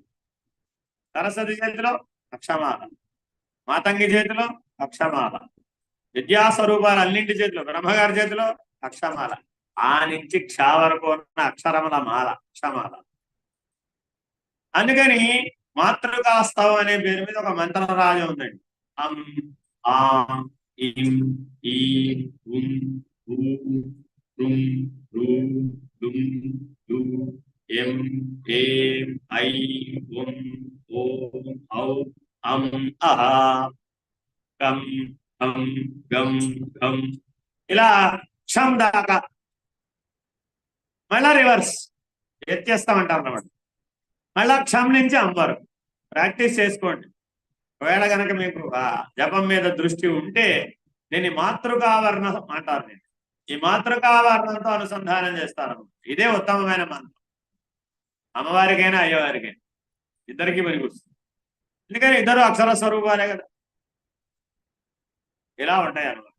ఇలా మనం శాస్త్రాన్ని మధించే కొద్దీ, తరచే కొద్దీ అనేక మార్గాలని మనం ముందు కట్టకడపడి పరమ పదం ఏంటి? సర్వం కల్విదం బ్రహ్మ నేహ నానాస్తి కించన. అందుకే మహావాక్య నిర్ణయమైనటువంటి పరబ్రహ్మ పదమే పరమ పదం. అదే కట్టకడమడు, అదే నీ లక్ష్యం. కాబట్టి ఎప్పటికప్పుడు ఏం చేయాలి? బ్రహ్మ సత్యం జగన్ మిథ్య. ఏదైనా లెక్కేసామండి, అయితే అది బ్రహ్మలోదైనా అయి ఉండాలి, లేదా జగత్తులోదైనా అయి ఉండాలి. అంటే రెండేగా ఉన్నాయి. ఎన్ని లెక్కలు చెప్పినా అయితే బ్రహ్మమై ఉండాలి, లేకపోతే ఏమై ఉండాలి? జగత్ అయి ఉండాలి. భ్రాంతిగతమైనదైతే జగత్తులో ఉంది, సత్యమైతే బ్రహ్మమై. అంతేనా కదా? సత్యము భ్రాంతి రెండు ఉన్నాయా? ఇప్పుడు రెండు ఉన్నాయంటే అజ్ఞానం. బ్రహ్మం ఏమన్నదంటే జ్ఞానం. మీ శ్రీవారు ఏమవుతారు నీకు? మీరు ఆయనకి ఏమవుతారు? నువ్వు నీకేమవుతావు? ఎత్తి కొదేస్తే 3. అంతేగా, ఒక గుమ్మడికాయ ఎత్తి కొదేసాను 3 చెక్కలు అవుతుంది. మనం కూడా అంతే. కాబట్టి ఎవరికి వాళ్ళు ఏ స్థితిలో ఉండాలి? ఎప్పుడూ కూడా సర్వం కల్విదం. రెండవది తోచేటటువంటి దశలో ఉండడం. దాన్ని ఏమంటారు? నిర్వికల్ప సమాధి. ఈ నిర్వికల్ప సమాధి నిష్ట నీకు సాధన పూర్వకంగా రావాలంటావా, లేకపోతే ఎవరైనా నెత్తిమీ చేయిపెడితే వస్తుంది? నెత్తిమీ చేయిపెడితే రాదా? రాదా? రాదా? వచ్చినా నిలబడదా? పొద్దున కూడా ఉపమానం చెప్పాను. 2 పద్ధతులు. నువ్వు క్రమంలో కలిసిపోవడం, ఆయన నిన్ను కలుపు. ఆయన తలిస్తే అవుతుంది. అదేనండి అది. కాకపోతే ఆయన తలిచే దశలో మనం ఉండాలి, అవుతా? అంటే నీ తలుపు ఆయన కొట్టే దశలో నువ్వు ఉండాలి. అంతేనా కదా? తట్టుడి తలుపు తెరవబడును, అడుగుడికి అమ్మబడును, బైబిల్ వాక్యం. ఎప్పుడు నువ్వు ఆ స్థితిలో ఉండాలి. అంతేనా కదా? చాలా మంది ఏమంటుంటారంటే టైం వస్తే గురువు నన్నే వెతుక్కుంటూ వస్తాడు. కరెక్ట్ కాదు. ఎప్పుడు నువ్వు ఆయనలో కలిసిపోవడం కాదు, ఆయనే నిన్ను కలుపుకునే దశలో నువ్వు ఆల్రెడీ చేరి ఉంటావు. అప్పుడు వీలు. కాబట్టి 2 కరెక్టే, తప్పంటానికి వీల్లేదు. కానీ అందరికీ కుదరదు. అందరికీ కుదురుతుందా? వశిష్ఠ గీత రాముడికి ఒక్కడికైనా చెప్పాడు, ఆయన అడిగాడు కాదు. మిగిలిన లక్ష్మణ భరత శత్రుఘ్నులు ఏం చేశారు? హాయిగా నిద్రపోతారు. వాళ్ళందరినీ పిలిచి చెప్పాలా వద్దామని? గురువు గారికి అంత బలపక్షం ఒప్పుకుంటారా? నలుగురు వస్తే విద్యాభ్యాసానికి ఒక్కరికే చెప్పి మిగిలిన వాళ్ళందరూ నిద్రపోతుంటే వాళ్ళని లేపకుండా కనీసం ఏం చెప్పాలా వద్దా? గురువు గారు ఏమన్యాయం అండి? వేదాంత విద్యలో అలా కుదరదు. ఆయనకేమో 2వ మంత్రం ఇచ్చేస్తారు, నాకేం మొదటి మంత్రమేనా? నాకు ఎప్పుడు సార్ 2వ మంత్రం? నరుడి తలపు నటన, ఈశ్వరుడి తలపు ఘటన. మర్చిపోకూడదు అన్నమాట. ఆ 2 నట్ట నడుమ నీకెందుకింత తపన. హరి ఓం శ్రీ గురుభ్యో నమః. హరి ఓం. మంగళహారం. ఆరైందండి. అందరూ మీరు ఇక్కడ ఆశ్రమంలో నిత్య పూజ జరుగుతుందండి. ప్రతి ఒక్కరూ ఆశ్రమంలో జరిగే నిత్య పూజలో పాల్గొనండి. మా ఇంట్లో మేము చేసుకుంటున్నాం కదా, అబ్జెక్షన్ రైజ్. మీ ఇంట్లో మీరు చేసుకుంటే మీరు ఒక్కరే. ఇక్కడ ఉంటే సమూహం. సమూహంలో 10 కలిపి కట్టెలను కలిపి ఒకసారి వెరపట్టాలంటే వీలుగా ఒకటైతే, అంటే మీలో విక్షేప శక్తి, మీ ఇంట్లోనే మీరు కూర్చుని చేశారనుకోండి, మీలో రజోగుణం విక్షేప శక్తి బలంగా ఉంటుంది. మీరు పూజ చేస్తూ ఉంటే మీ ఇంట్లో వాళ్ళందరూ ప్రశాంతంగా మిమ్మల్ని చేసుకునిచ్చే అవకాశాలు ఉంటాయి. మధ్య మధ్యలో కాఫీ పెట్టలేదు ఏమిటని అడిగే అవకాశం కూడా ఉంటుంది. అవునా కాదా? మీ ఆయనే కాఫీ పెట్టలేదంటే అని అడిగారు అనుకో, అప్పుడు ముందేం చేయాలి? ఆగు, నా అష్టోత్తరం అయినాక కాఫీ పెడతా అనుకో. ఆయన ఏమంటాడు? నువ్వు వారానికి ఒకరోజే పూజ చెయ్యి. మనం ఏదైనా ఒక ఆంక్ష పెడితే వాళ్ళు ఏం చేస్తారు? 10 ఆంక్షలు పెడతారు. ఆ అవకాశాలు అక్కడ ఉంటాయి. అంతేనా కాదా? ఎందుకని ఇంకా మన ఇంటిని మనం దేవాలయంగా మార్చలేదు కదా. మారిస్తే ఆ సమస్య ఉంటుంది. కాబట్టి మీరు ఈ ఆశ్రమానికి వచ్చి నిత్య పూజ చేయడం ద్వారా మీ ఇంటిని దేవాలయంగా మార్చుకోవాలి, మీ దేహాన్ని దేవాలయంగా అందుకే ఆలయాలు ఆశ్రమం. ఆ శిక్షణ ఇక్కడ పొందే అవకాశం. కాబట్టి ప్రతి ఒక్కరూ ఒక రోజు ఎంతమంది ఉన్నారో లెక్కేసుకోండి. వైజాగ్ లో సుమారు 30-40 మంది ఉంటారు అనుకోండి సపోజ్. రోజుకొక, అప్పుడు నెలకు ఒక రోజు పెద్ద విషయం. ఇప్పుడు మీరు ముగ్గురే చేశారనుకోండి, మనిషికి 10 రోజులు. 10 మంది చేశారనుకోండి, మనిషికి 3 రోజులు. అలా మీ కెపాసిటీని బట్టి ఆలోచించండి. ఏదైనా ఎప్పుడు గుర్తుపెట్టుకోండి, ఇక్కడ జరిగేవన్నీ ఎప్పుడు సత్సంగ కార్యక్రమాలే జరుగుతాయి. లౌకిక కార్యక్రమాలకి ఇక్కడ స్థానం లేదు. కాబట్టి సాధ్యమైనంత వరకు ఈ ప్రాంతంలో ఏ రకమైన డిస్టర్బెన్స్ ఉండదండి. దాదాపు ఇక్కడికి నేను 2 సంవత్సరాలు చూస్తాను, 3-4 ఏళ్ళు అయ్యే ఉంటుంది ఈ ఇల్లు మనకు ఆశ్రమంగా ఇచ్చి. వచ్చిన తర్వాత ఈ సాధ్యమైనంత వరకు ఏ రకమైనటువంటి ఆధ్యాత్మిక, ఆది దైవిక, ఆది భౌతికమైనటువంటి ఇబ్బందులు ఎప్పుడూ రాలేదు. పెద్ద పెద్ద తుఫాన్లు వచ్చి తలపెట్టిన కార్యక్రమం ఏ రోజు ఆగిపోలేదు, సవ్యంగానే సాగిపోయింది. నాకు తెలిసి ఇదంతా క్షేత్ర శుద్ధి బాగానే ఉంది. కాబట్టి అన్ని పనులు సవ్యంగా సాగుతాయి. మీరు కూడా ఈ ఆశ్రమ వాతావరణాన్ని చక్కగా వినియోగించుకుని మీ ఇంటిని దేవాలయంగా తీర్చిదిద్దుకోవాలి, మీ దేహాన్ని దేవాలయంగా మీరు మార్చుకోవాలి. అప్పుడు దేహియే దేవదేవుడు. ఈ సత్యాన్ని మీరు గ్రహించడానికి ఆశ్రమంలో నిత్య పూజ, దానితో పాటు కనీసం అరగంట సత్సంగం ఉండేటట్టుగా ఏర్పాటు చేస్తారు. చూస్తున్నా నేను, ఎవరికి వాళ్ళు ఏం చేస్తారనగా అంటే ఓ పంచామృతాలు పట్టుకొస్తున్నారు, చకచకా చకచకా చకచకా ఈశ్వరుడి మీద పోసేస్తున్నారు. చకచకా 20-30 నిమిషాలు అర్చన పూర్తి చేసి నిత్య అర్చన సుసంపన్నం 3 ఫోటోలు పెడతారు. రోజు చూసుకోండి. దాని తర్వాత ఏమి చేసి ఉంటారు? ఏమి లేదు, తీర్థం ప్రసాదం ముచ్చుకున్నారు ఇంటికి. ఆశ్రమం అంటే తండ్రి లాంటిది, మర్చిపో. అందుకే ఆలయం ఆశ్రమం 2 ఒకటోటే. ఆలయం తల్లి లాంటిది. అర్థమైందండి? అప్పుడే మీరు దాన్ని పొందగలుగుతారు. ఒక 10 నిమిషాల నుంచి ఒక అరగంట సేపు ఏదో ఒక అంశం గురించి చక్కగా వచ్చిన ముగ్గురో ఇద్దరో ఒకరో, మీరందరూ ఇంతమంది ఉంటేనే మేము పాఠం చెప్తున్నామని అనుకోమాకండి. ఒక్కళ్ళతో పాఠం చెప్పడం ప్రారంభించాం. ఎన్నో సంవత్సరాల పాటు ఒక్కరికే పాఠం చెప్పాం, ఇంటికి వెళ్ళి మరి. అర్థమైందండి? మమ్మల్ని వెతుక్కుంటూ రావడం కాదు, మేమే వాళ్ళని వెతుక్కుంటూ వెళ్ళి మరీ పాఠం చెప్పాం. అది సరైన పద్ధతి. కాబట్టి నిత్యార్చన పూర్తయిన తర్వాత తప్పక ఒక అరగంట సేపు, ఇక్కడ చాలా ఉన్నాయి కదా, చాలా మీ గ్రంథరాజాలు ఉన్నాయి, చాలా పటాలు ఉన్నాయి. చక్కగా తెలిసిన వాళ్ళు, ఆ ఉన్న నలుగురిలో ఒకరు తెలిసిన వాడే ఉంటాడు కదా, అందరూ ఒకే తీరు వాళ్ళు ఉంటారు కదా. ఏదో ఒక అంశం మీద సత్సంగం నిర్వహించుకుని ఒక అరగంట సేపు ఒక ధ్యానం, ఒక జపం, ఒక అర్చన, ఒక తపం, ఒక విచారణ తప్పక జోడించుకోండి. తద్వారా మీ జీవితంలో సదాచారం యొక్క ప్రభావం పడుతుంది. ఆ సదాచారం యొక్క ప్రభావం చేత మీలో సత్వగుణం వృద్ధి అవుతుంది. ఆ సత్వగుణ వృద్ధి వలన సత్వం సంజాయతే జ్ఞానం. జ్ఞానాన్ని పొందడానికి కావాల్సినటువంటి అంతఃకరణ శుద్ధి ఏర్పడుతుంది. తద్వారా మీరు మీ హృదయాన్ని తెలుసుకోగలుగుతారు. హృదయంలో ప్రకాశిస్తున్నటువంటి బ్రహ్మమును తెలుసుకోగలుగుతారు. హరి ఓం. లేవండమ్మా, మంగళహారతి. వారి వారి పేర్లు ప్రసాద్ గారికి ఇవ్వండి అమ్మా. హైదరాబాద్ లో ఈ పద్ధతి పాటిస్తూ ఉన్నారు. ఇద్దరు కలిసి రావడం వల్ల 15 పేర్స్ అయితే